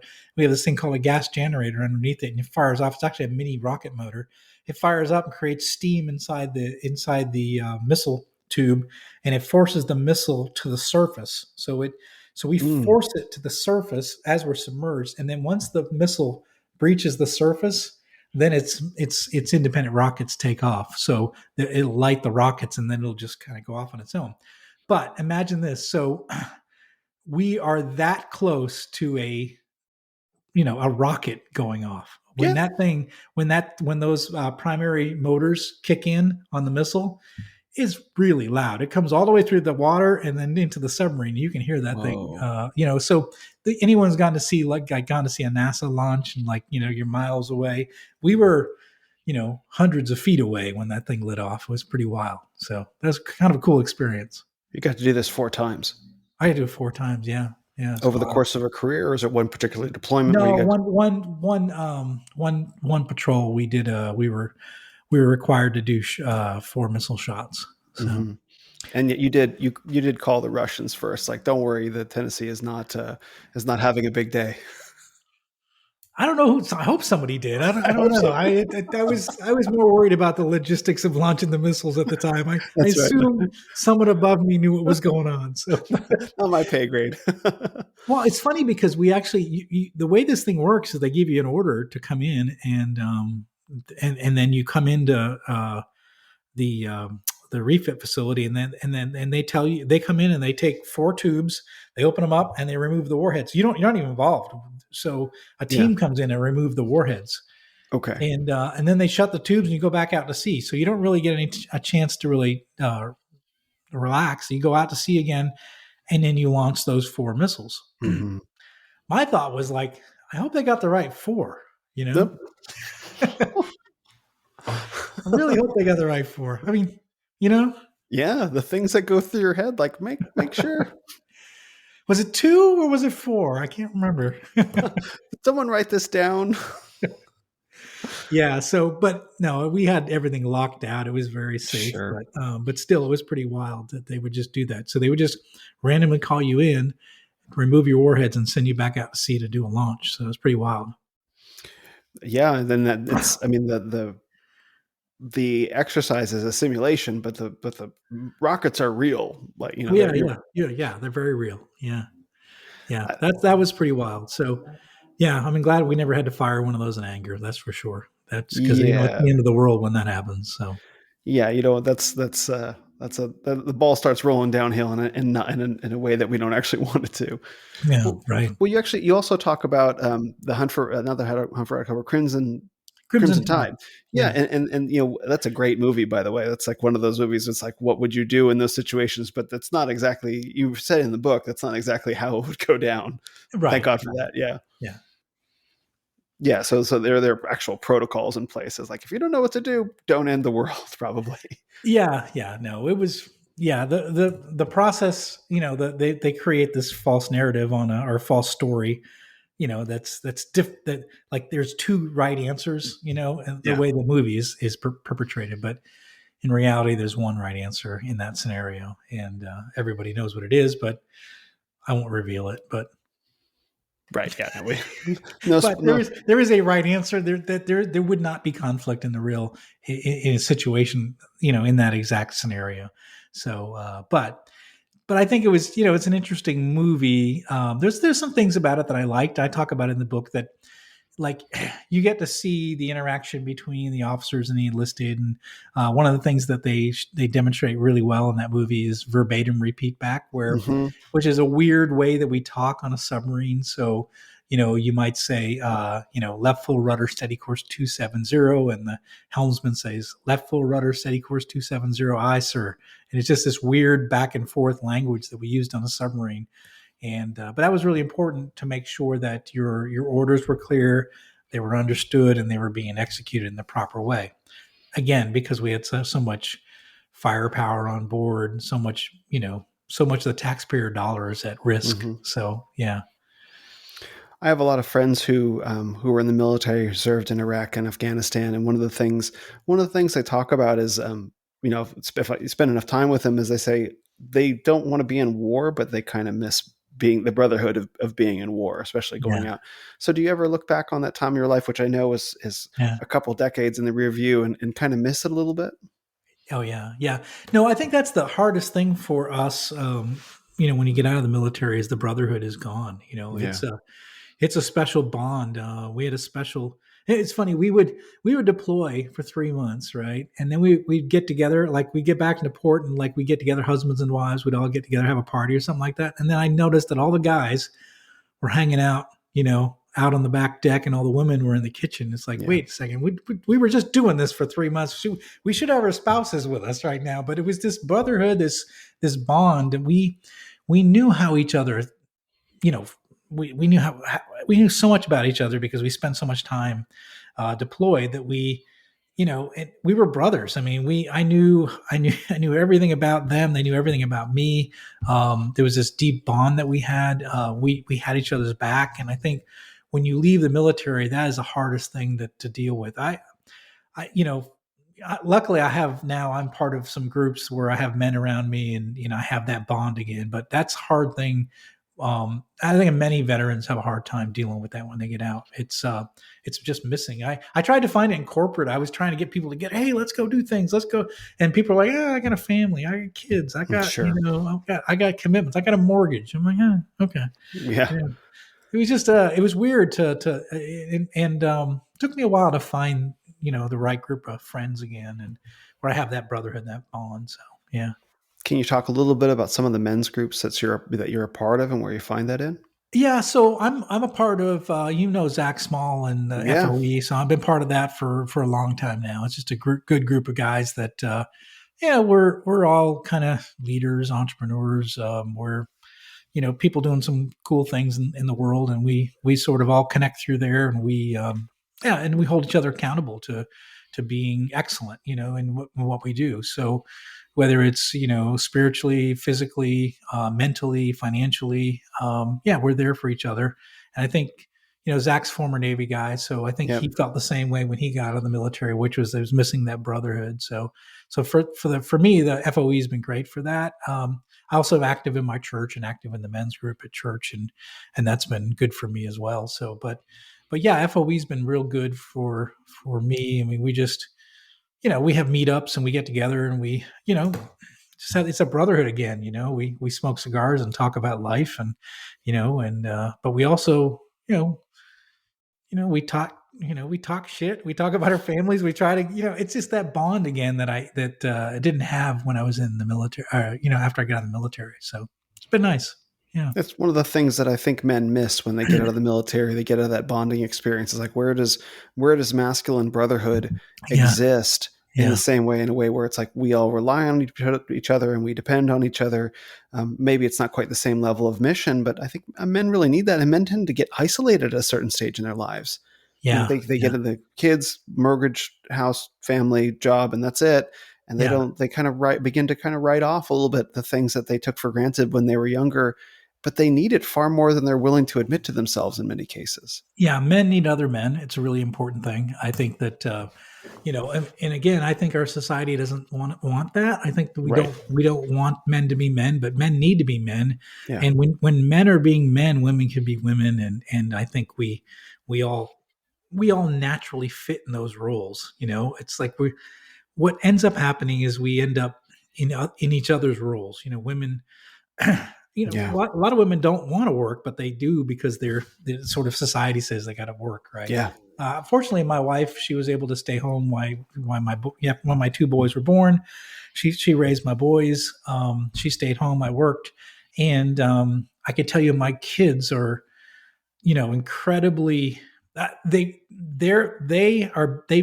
benefited incredibly by having my wife at home, Yeah. and her being she was a teacher, and her being a teacher, just being there with them through their whole life. I think that they have an advantage over other young men because my wife was there for them, and she has that very natural nurturing kind of relationship with my boys, where I was the grab them, give them a noogie and let's go out Right. and do something. So we had a different, both us as parents, we added something different to our children, by my masculinity, her femininity. And I think that's what I think human beings need that. I mean, I'm Yeah. sorry, I mean, that's kind of anti-society now, but So, I think we need that. We, for example, I'm a leader. I write about leadership books, but I learned about empathy through my mom, right? mhm. But I learned about hard work and perseverance through my father, and both of those are important to be a leader, Yeah. and so you can't be all one or all the other. You have to have that. You have to have those skills in both areas. So I think that having a mom and dad and having them there, having two parents is a huge advantage for raising children these days, I think. Were you were married to your wife when you were on the subs too, right? Like she would have to say Yes. bye for like 3 months. Was it 3 month at a time Yeah, deployments? 3 months. Yeah, yeah. So And you had kids during that time as well, or not no, yet? we waited. It was one of the reasons I got out was that I saw too many of my buddies have their kids while they were deployed, or Yeah. they missed the first birthday or missed the first step, so they missed all this. And I just said no. I said, if we're gonna have kids, I need to get out. And so we were married 7 years before we had children. Hmm. So yeah, And there was a moving scene in your book with General Colin Powell that I remember. yeah, I don't know if you want to talk about that, if you want to save it for readers, if you want to hint it. I'm open because I remember reading that scene and um, Colin Powell was, I don't want to say he was part of my childhood, but he was on TV yeah, during my childhood, let's say. yeah, yeah. So there was a particular aura around him at the time, especially. So I don't know if you want to share that story or talk a little bit about it, because it sort of put the capstone on a lot of time in your Navy, I think, and a lot of your time in the It Navy. really did. And it's funny because I don't know, I didn't realize the historic moment of that Yeah. event until like later on in life. It was like a normal thing. So the USS Tennessee had the opportunity to actually deploy on the 3000th Strategic Deterrent Patrol. It's hard to say, but so in Mm. other words, there'd been 3,000 patrols. We were the 3000th patrol that did a strategic deployment against the Soviet Union during the Cold War. So that's how many patrols. That's how many guys like me had gone out to sea for 3 months at a time, guarding the oceans, pointing the missiles at the Soviet Union and protecting us through strategic deterrence. Right. We just happened to be the one boat and the one crew that did the 3,000th. Wow. Well, so as it turns out, so we get back and there's like going to be a huge ceremony, and everyone from the chain of command, from my captain to Colin Powell, the chairman of the Joint Chiefs, was going to be there, and there was was a big deal. And I didn't at the time I didn't realize that how important it was. I was thinking, oh, okay, well, we just made the 3,000 patrol, so there's going to be a big celebration. Well, as it turns out, what I didn't know at the time was that the Cold War was over. This was the end of the Cold War. This was the first major celebration that the military had to celebrate the end of the Cold War. So everything had come to an end. The Soviets were kind of dismantling the Soviet government, and this was a celebration of that. And Colin Powell, he was an amazing speech, because we thought, well, what does this Army officer know about submarines? But he Hmm. really knew, and he really spoke about the role that we played in the Cold War, and the important role we played, and it was very powerful. So it was kind of a wild to be there during this piece of history, the end of the Cold War, kind of celebrating the first celebration of the end of the Cold War. And I was there standing on the deck of the submarine while Colin Powell was talking, and it was pretty wild. So yeah, it was a pretty cool moment. He's always been someone that I respect, and I got his quotes all throughout my books, because it's just someone that I Hmm. really appreciate, I respected, and yeah, and just to be in that moment with him, celebrating the end of something that had been going on for 50 years is pretty wild. Hmm. That's one of the great things about the book is you bring. I was not in the military. I never served in the military anywhere near a submarine, but I felt that in reading it, I got a sense of the sense of camaraderie, brotherhood, ceremony, honor that's really Yeah, involved in it, and yeah, and also the way that it affects and changes a man completely independently of how it then plays out again in his professional and say corporate life. And we'll talk about that in a second, but it really brought me, I guess, into the boat in a way with you, which I was really really grateful for because it was so far removed from my own experience. Oh, I'm so glad to hear that. Yeah, it's real. I'm so glad to hear that. I really worked hard to try to put people on board. What was I seeing? What was I smelling? How was I feeling in Yeah. these various moments? And I tried to do the best I could. It's funny because I got out of the Navy in 1994. So it's been many years since Hmm. I've been on a submarine, but I can tell you, um, there's certain things like, for example, if a diesel vehicle goes by and I smell diesel exhaust, I'm back on the ship. Yeah. I'm physically back on the boat. I'm like, how did that happen? I mean, it's just that because we spent I spent 2 years of my life under the ocean. It deeply affected me. So these, even though it's been a long time, I can tell these stories because they're in my soul.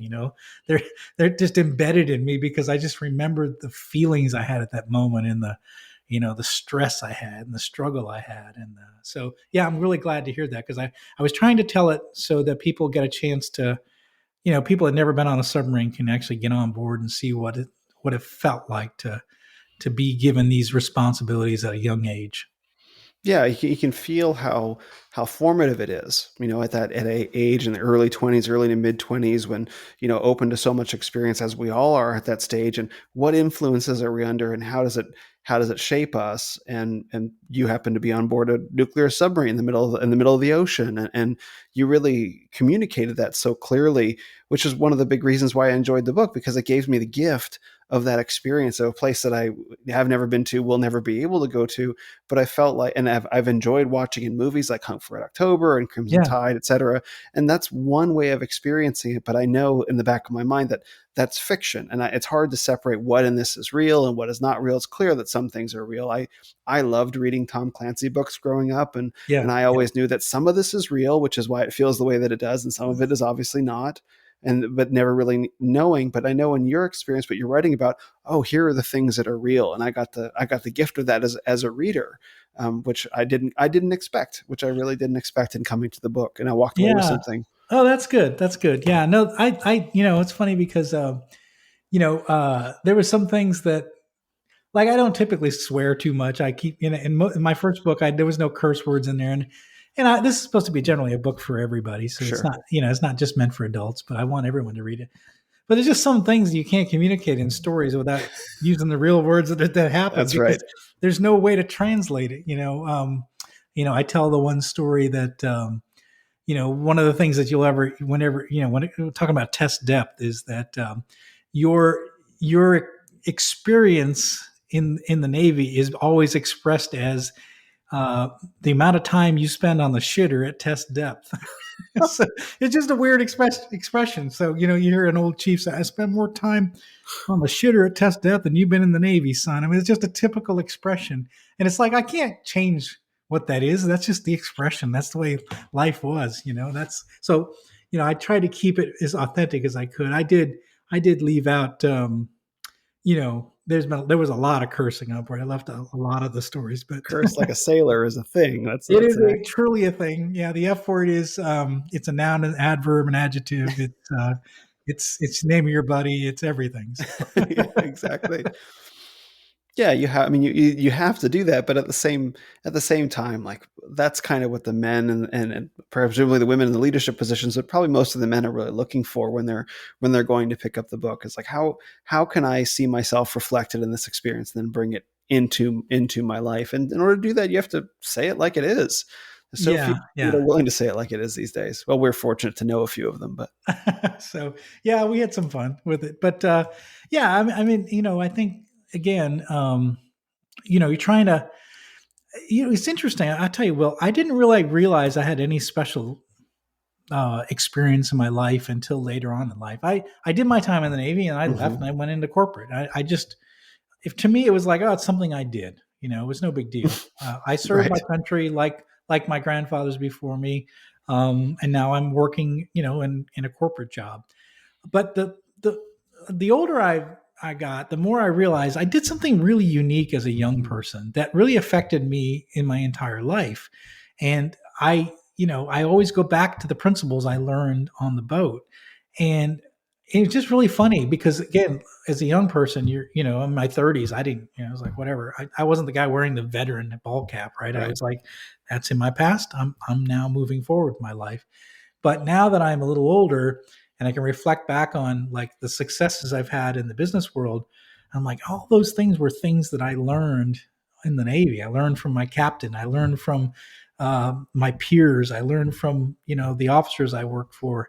I learned from those experiences of just, you know, hours hours standing watch with my employees, getting to know them and getting to know me. And so yeah, so it did affect who I was as a person, and I realized that later in life, more than I did in my 30s and 40s.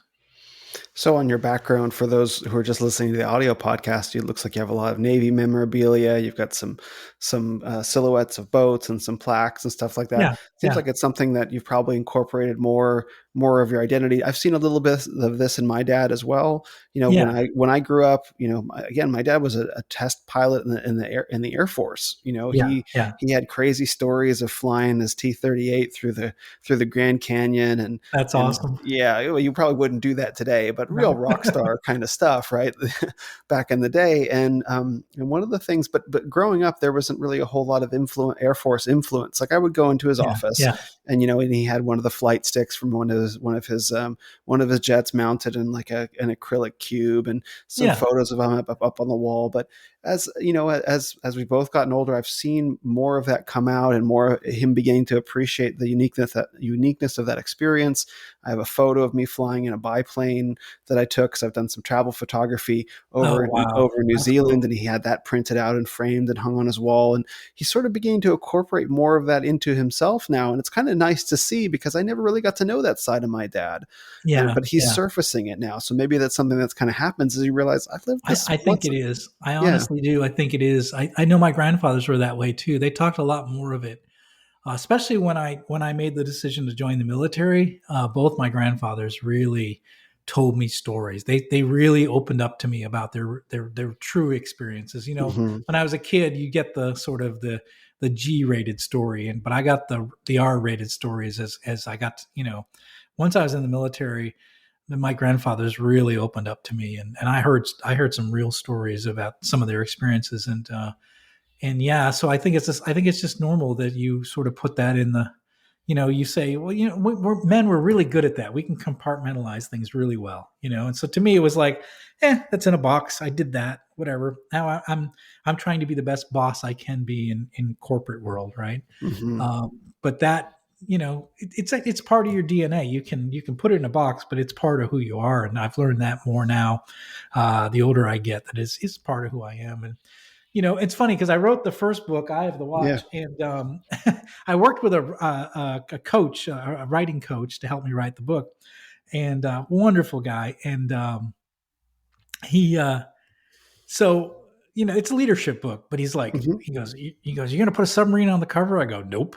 That's a leadership book. It's not a submarine book.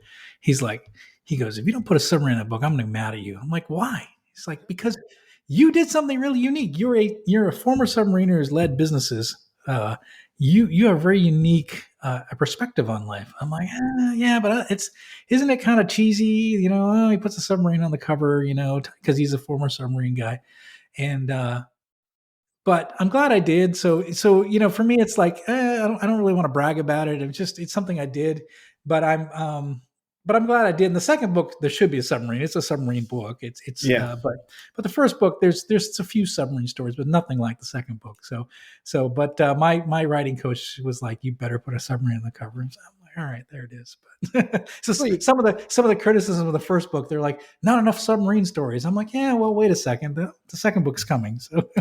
well, let's talk about your books then, because I did Yeah. have not read I Have the Watch, and I'll tell you just from a consumer perspective, because I went in cold. Like I Yeah, said, yeah, we just connected on Twitter, and yeah, I yeah, didn't know that you were connected to Zach Small or anything. We just started chatting, and it was a submarine that hooked me because the second book in particular, because I felt that, well, this is really interesting. This man comes from a world that I have no familiarity with, and yeah, that lends a specific kind of credibility. And if I get nothing else out of reading the book, at least I got some cool sub stories. You know what I mean? Which yeah, is there's yeah. no other Yes, way. But there's no way that you would think that, because your experience. We don't take ourselves for granted, but we kind of do. we do. Um, Yeah, yeah, yeah, but I mean, you also, what's the alternative? Like, you get off the boat and you walk around for 20 years of your life. I was on a submarine, and then the world's like, we don't care. yeah. you know? Exactly. Yeah, I ran a marathon. I'm a vegan. Right. Yeah, we don't care. Exactly. Yeah, But I mean, I think that's part of it, is like, how do we incorporate these formative experiences into our personality? yeah, I've traveled around the world, for example, but I don't walk around with like a camera around my neck or something like that. yeah, That's like, how yeah, do I weave this into who I am? Because I do get to own it, but I don't want to wear it. What's that yeah, balance? yeah. I think it's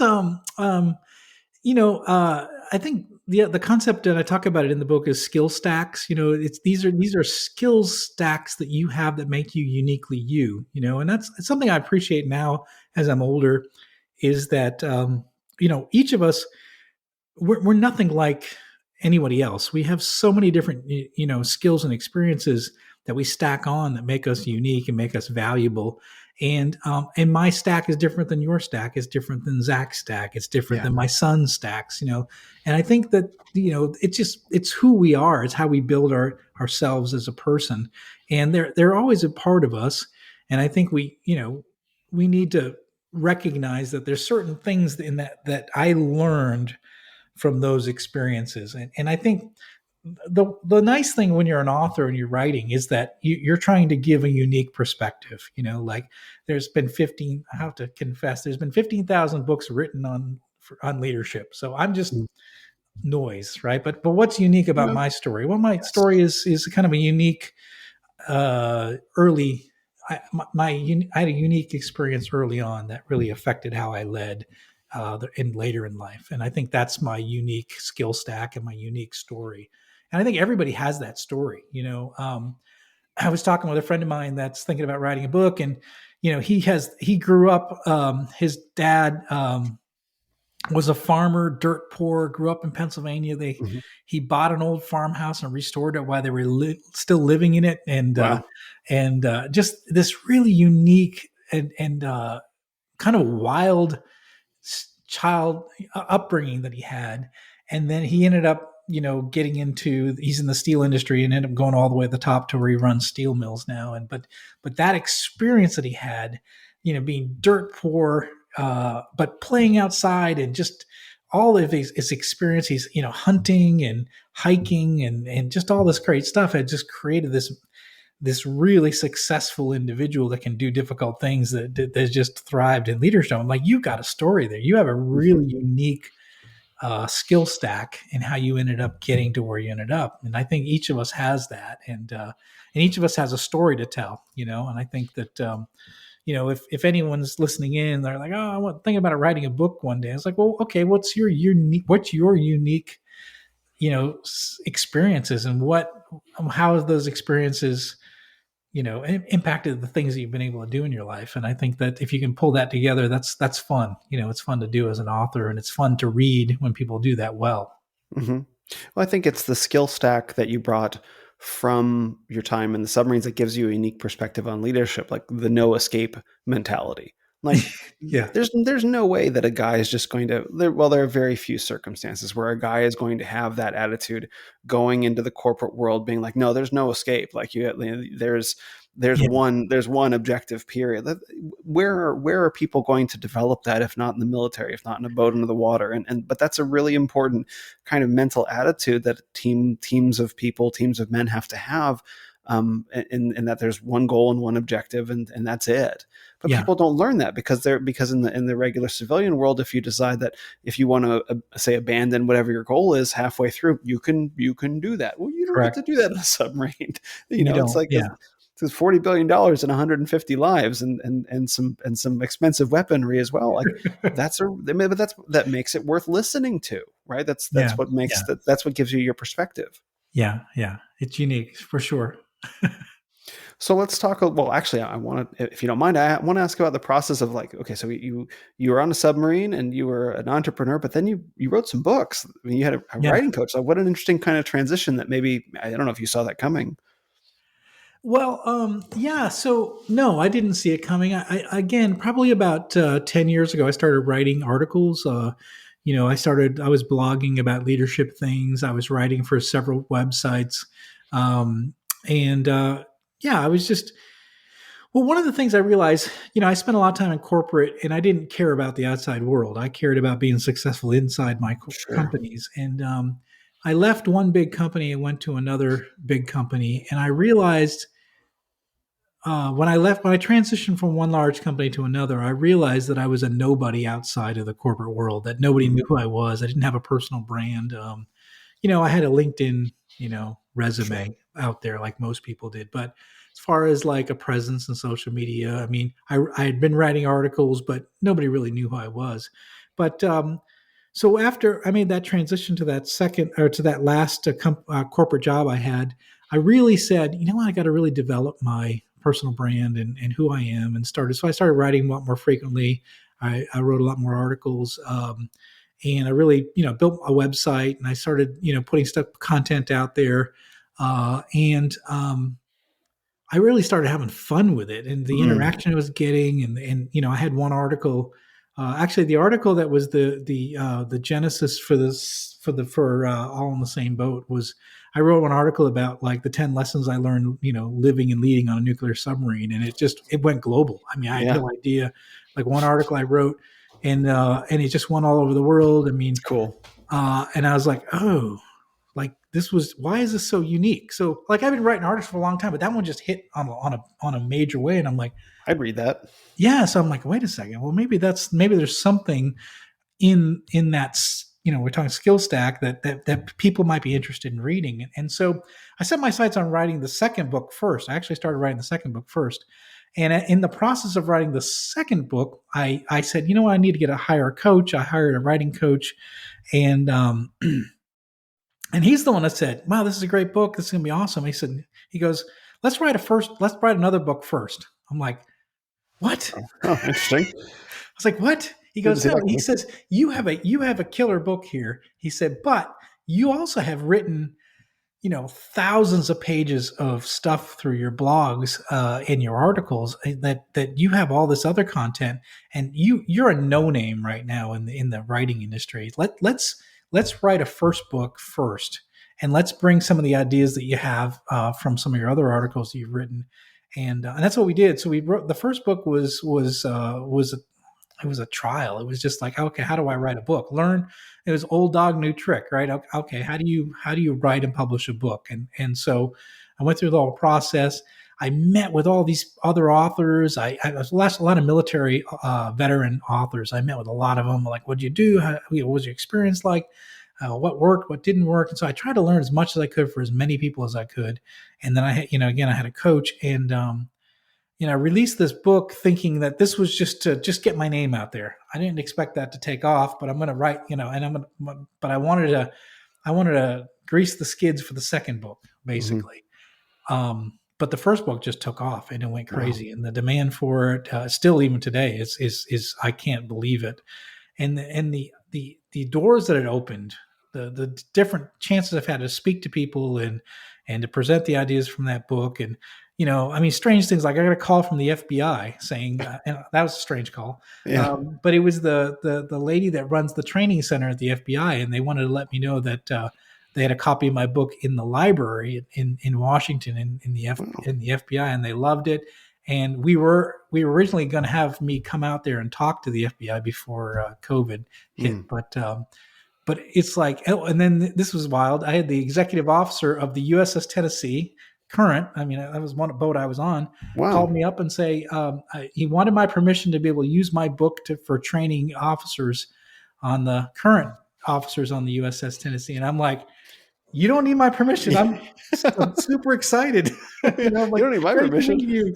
Yeah. So, That's but amazing. yeah. So what I learned through the process, I met so many cool people. I got a chance to speak on the subject of leadership.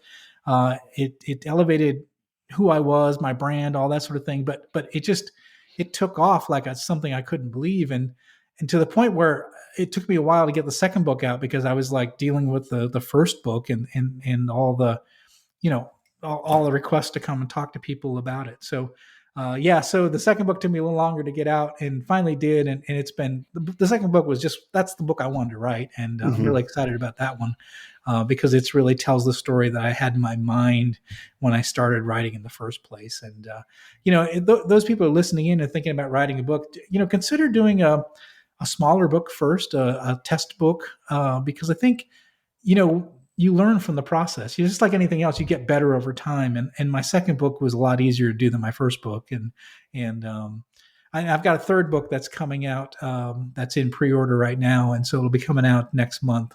And yeah, so the third one it's even easier. So, and I don't have an idea for a fourth book yet, so I got to think about that. It's So like a trilogy. Well, what are the three books about? So compare them all. So what's book one, book two, and book three? Like, how do they all fit together?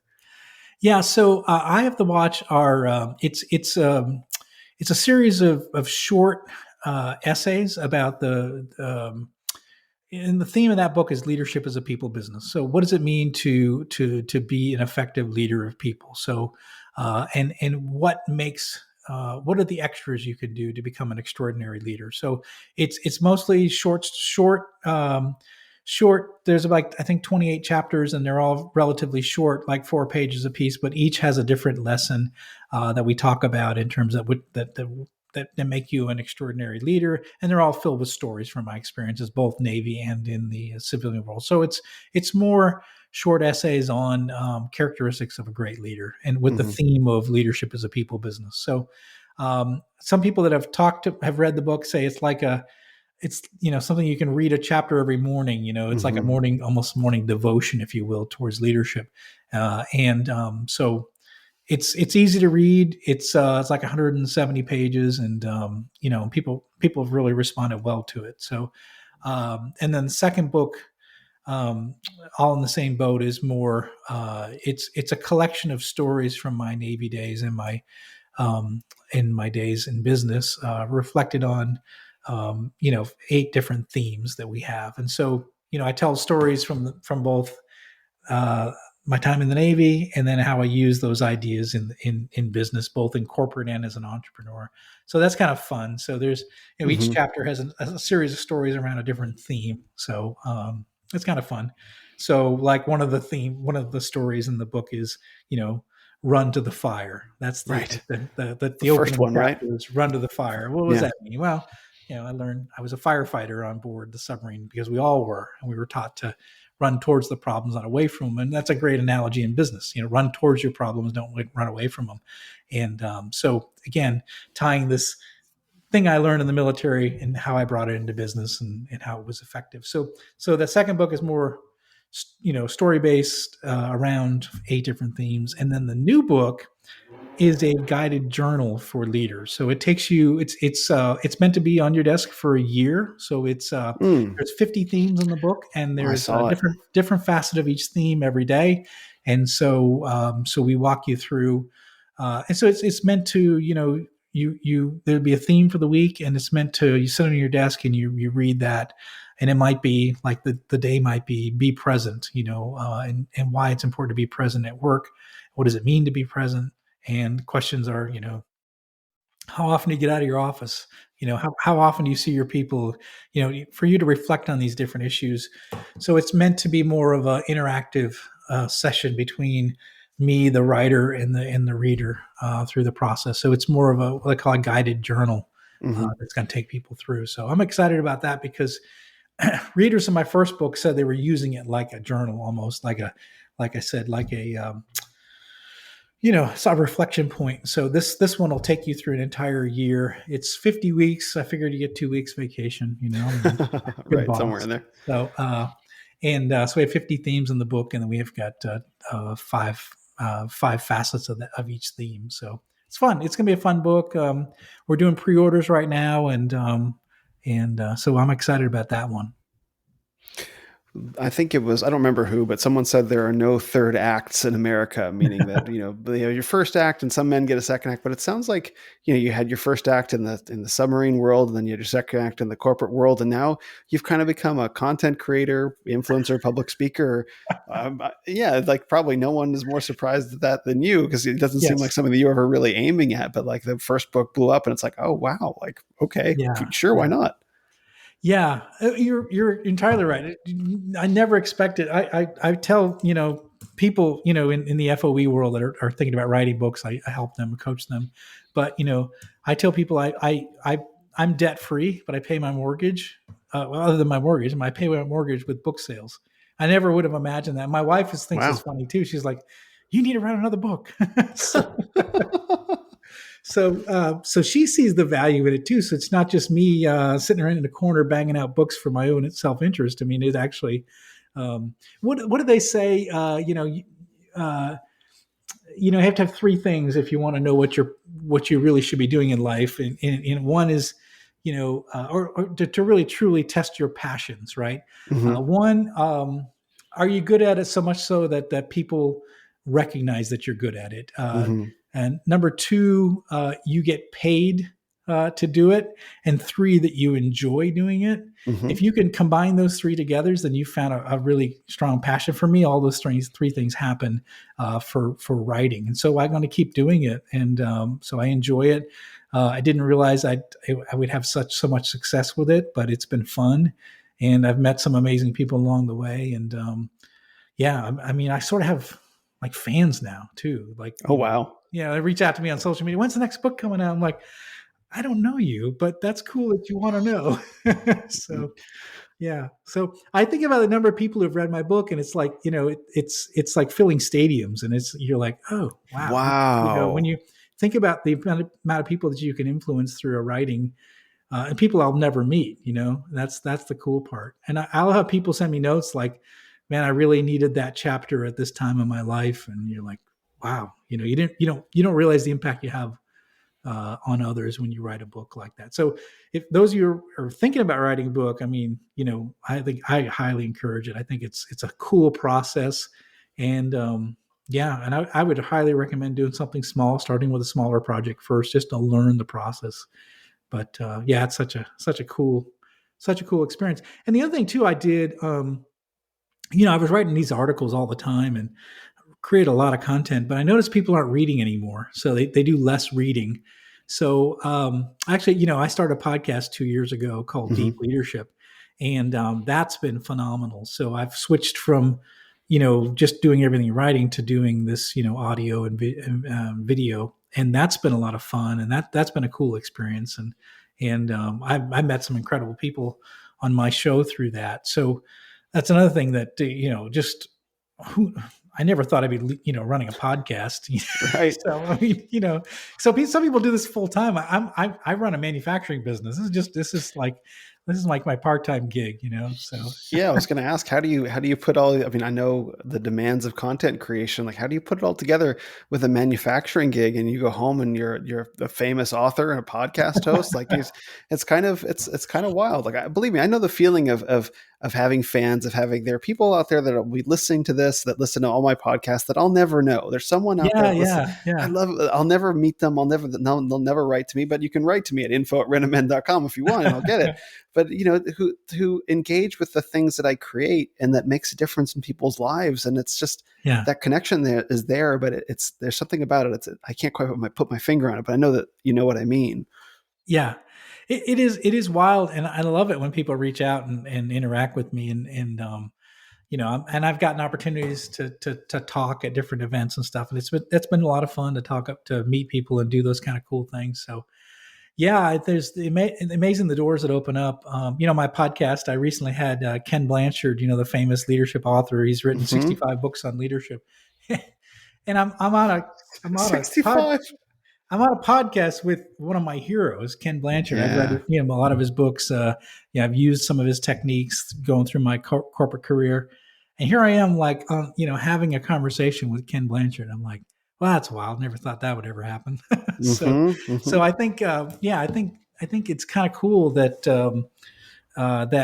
these things are available to us. It's never been easier to start a podcast. It's never been Yeah. easier to write a book. But I would say the people that are successful with these things are the people that stick with it. So a lot of people start a podcast and they do 3 episodes and they're like, it's a lot of work, won't do it. Yeah. So, but I think if you stick with it long enough, I think our show is in the top 5% now, worldwide, globally. So, Wow. which is cool. So we're growing, and we got picked up on a network. There's a network called Electrocast, and it's just a bunch of different podcasts. So I'm part of a bigger group, and we have a subset called the Best Business Network. So there's a bunch of business podcasts in this one network. So it's kind of fun. I get to meet other podcasters, and we we run ads together and share ad revenue, and it's cool. So it's just different. So never expected that I would be part of a podcasting community, but I'm doing that too. So Do you get recognized in public? You've got we were talking before we hit record about you're on TikTok now, which is leadership TikTok is going to I be a am on thing. TikTok. Jon S. Rennie, follow me. No, I'm Yeah. not. I'm not that serious about TikTok, but um, He's not doing dances either. He's walking his shop no, I floor. walk Yeah. through my plant and I basically do these plant walkthroughs, and I just talk about some leadership issue, these little 1 minute segments. But no, I don't think I get recognized too many, but sometimes I do. So some people, it was kind of funny. Like I'll just run into someone and they'll say, "Oh yeah, I read your book," and I'm like, "Oh wow," like I'll meet somebody, Yeah. like I'm having coffee with somebody, and they're like, "Oh, I read your book." I'm like, "Oh," like that's kind of intimidating. Like Yeah. they know more about me than I know of them. Yeah. I'm like, "Oh, well, what'd you think of it?" So it's kind of it's kind of a neat thing. I know, but I'm not famous. So I'm internet famous. That's not that famous. So. Well, I mean, still the things that you've created have affected lives and affected careers and affected families, and and to know that people to fill stadiums have listened to have read your book. I mean, that's a powerful feeling to envision that. Like there's a stadium full Yeah. of people that have read the book. Like, wow. Yeah, that's what gets me when I think about that. So yeah, that's what's really cool. So, but yeah, actually, a good friend of mine, John Brubaker, wrote a book called Stadium Status, and it's a cool book if you ever want to look it up. But it's talking about what it takes to go from basically playing in bars to playing in front of stadiums, and it's a cool book. But Stadium Status, and I think about that when I think about the number of people who've read my book, it's like, oh, I'm filling stadiums now. So, Mm-hmm. but I'm not famous. Not famous. I So was what's trying to think the of a famous person, but you'll find I have no pop culture references whatsoever. I'm really terrible at pop culture because I spend time creating, not consuming. So Yeah, that's yeah, on balance. That's probably for the best. Well, it what is. does Yeah. what does the future of all this look like? Do you intend to continue in manufacturing? Do you will you ever get invited to go back on a submarine? Do you think, like, will you move to, like, what does it all look like for you? Well, that would be desperate. If the Navy called me up and needed me to go on a Well, submarine, just to hang out, like come that would and be kick it with me on absolutely. the submarine. I read your like, do you get to do that? I don't know. Does you get to do that at all? Yeah, no, I haven't. I haven't been back on a submarine yet. So since I left, so no, but I love what I do. I'm an entrepreneur. I have a company called Peak Demand. We're a manufacturing company. I love what I'm doing there. But I definitely can see myself. The problem with having a manufacturing business is that you cannot be a digital nomad. You pretty much are stuck going into Yeah. the office. I do interview people all the time on my podcast. Oh, I created this business and I've been traveling the world while I've been running this remote business. I'm like, that sounds like fun. I have a Hmm. factory. I have people there.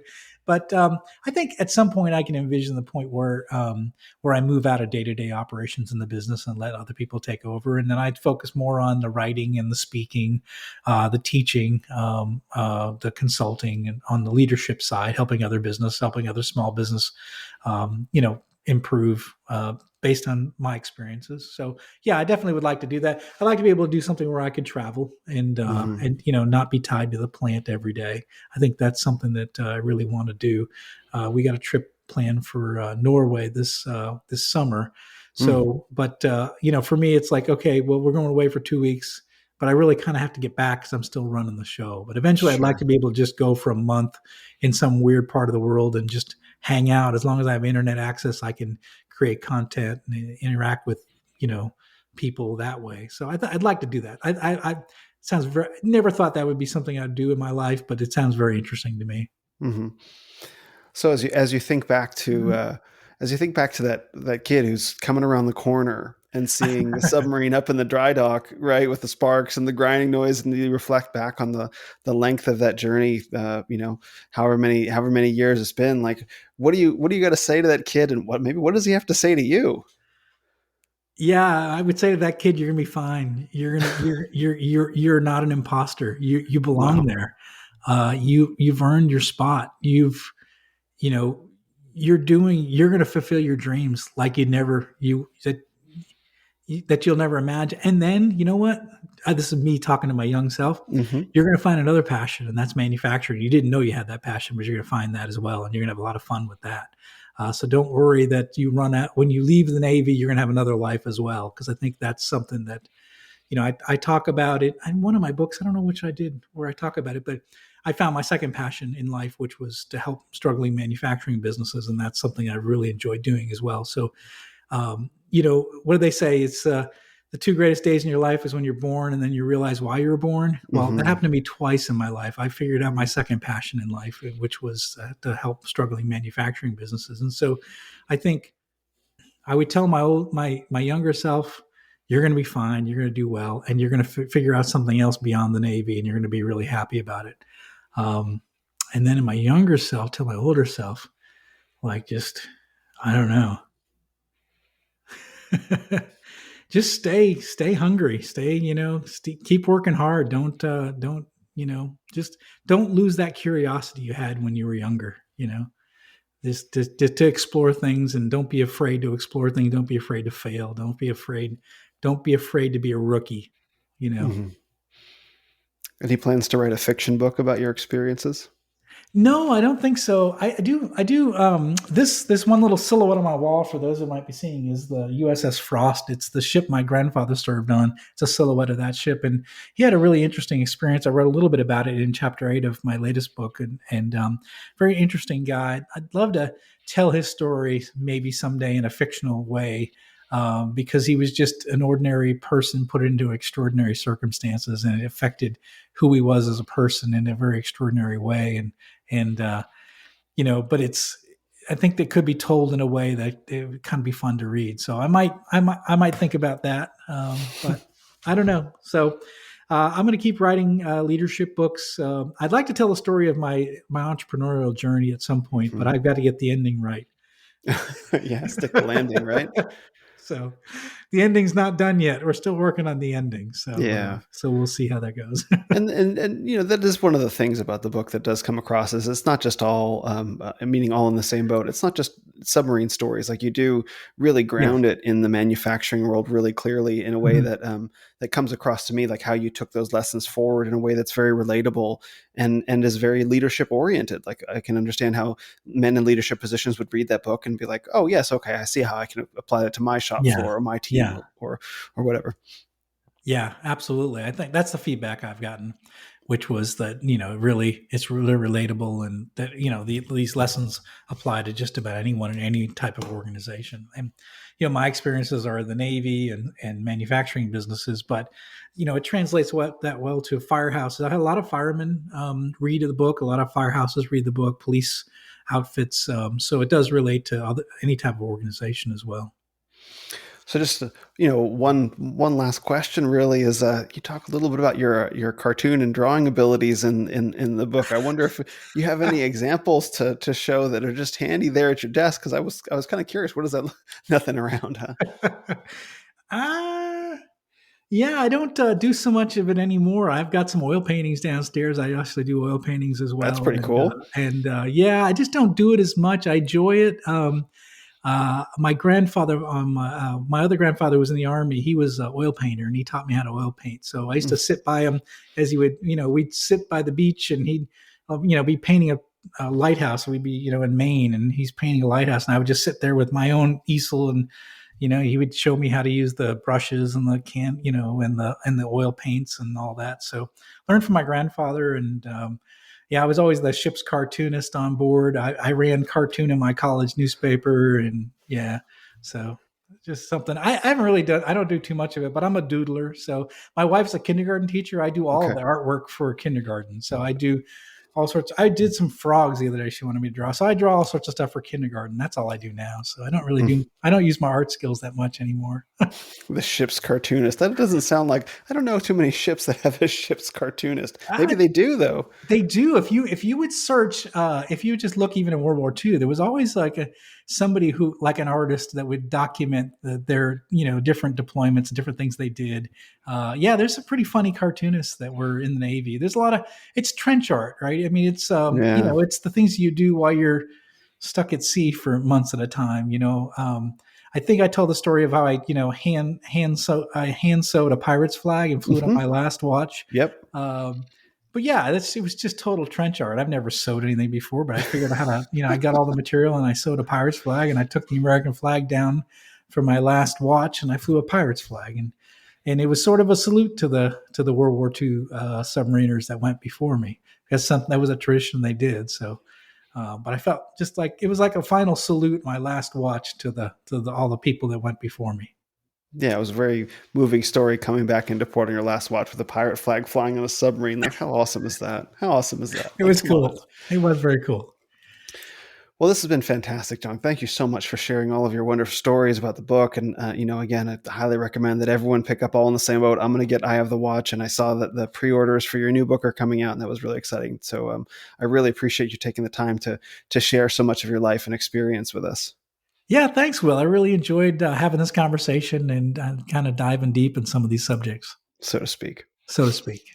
So, where can men go to find out more about you and what you do? Yeah, it's jonsrennie.com, and all my links to everything is right there on my website. And jonsrennie.com, and you can spell John any way you want, and you'll get there. Smart, smart. All right. Well, thank you so much, John. I really appreciate this. Thank you, Will.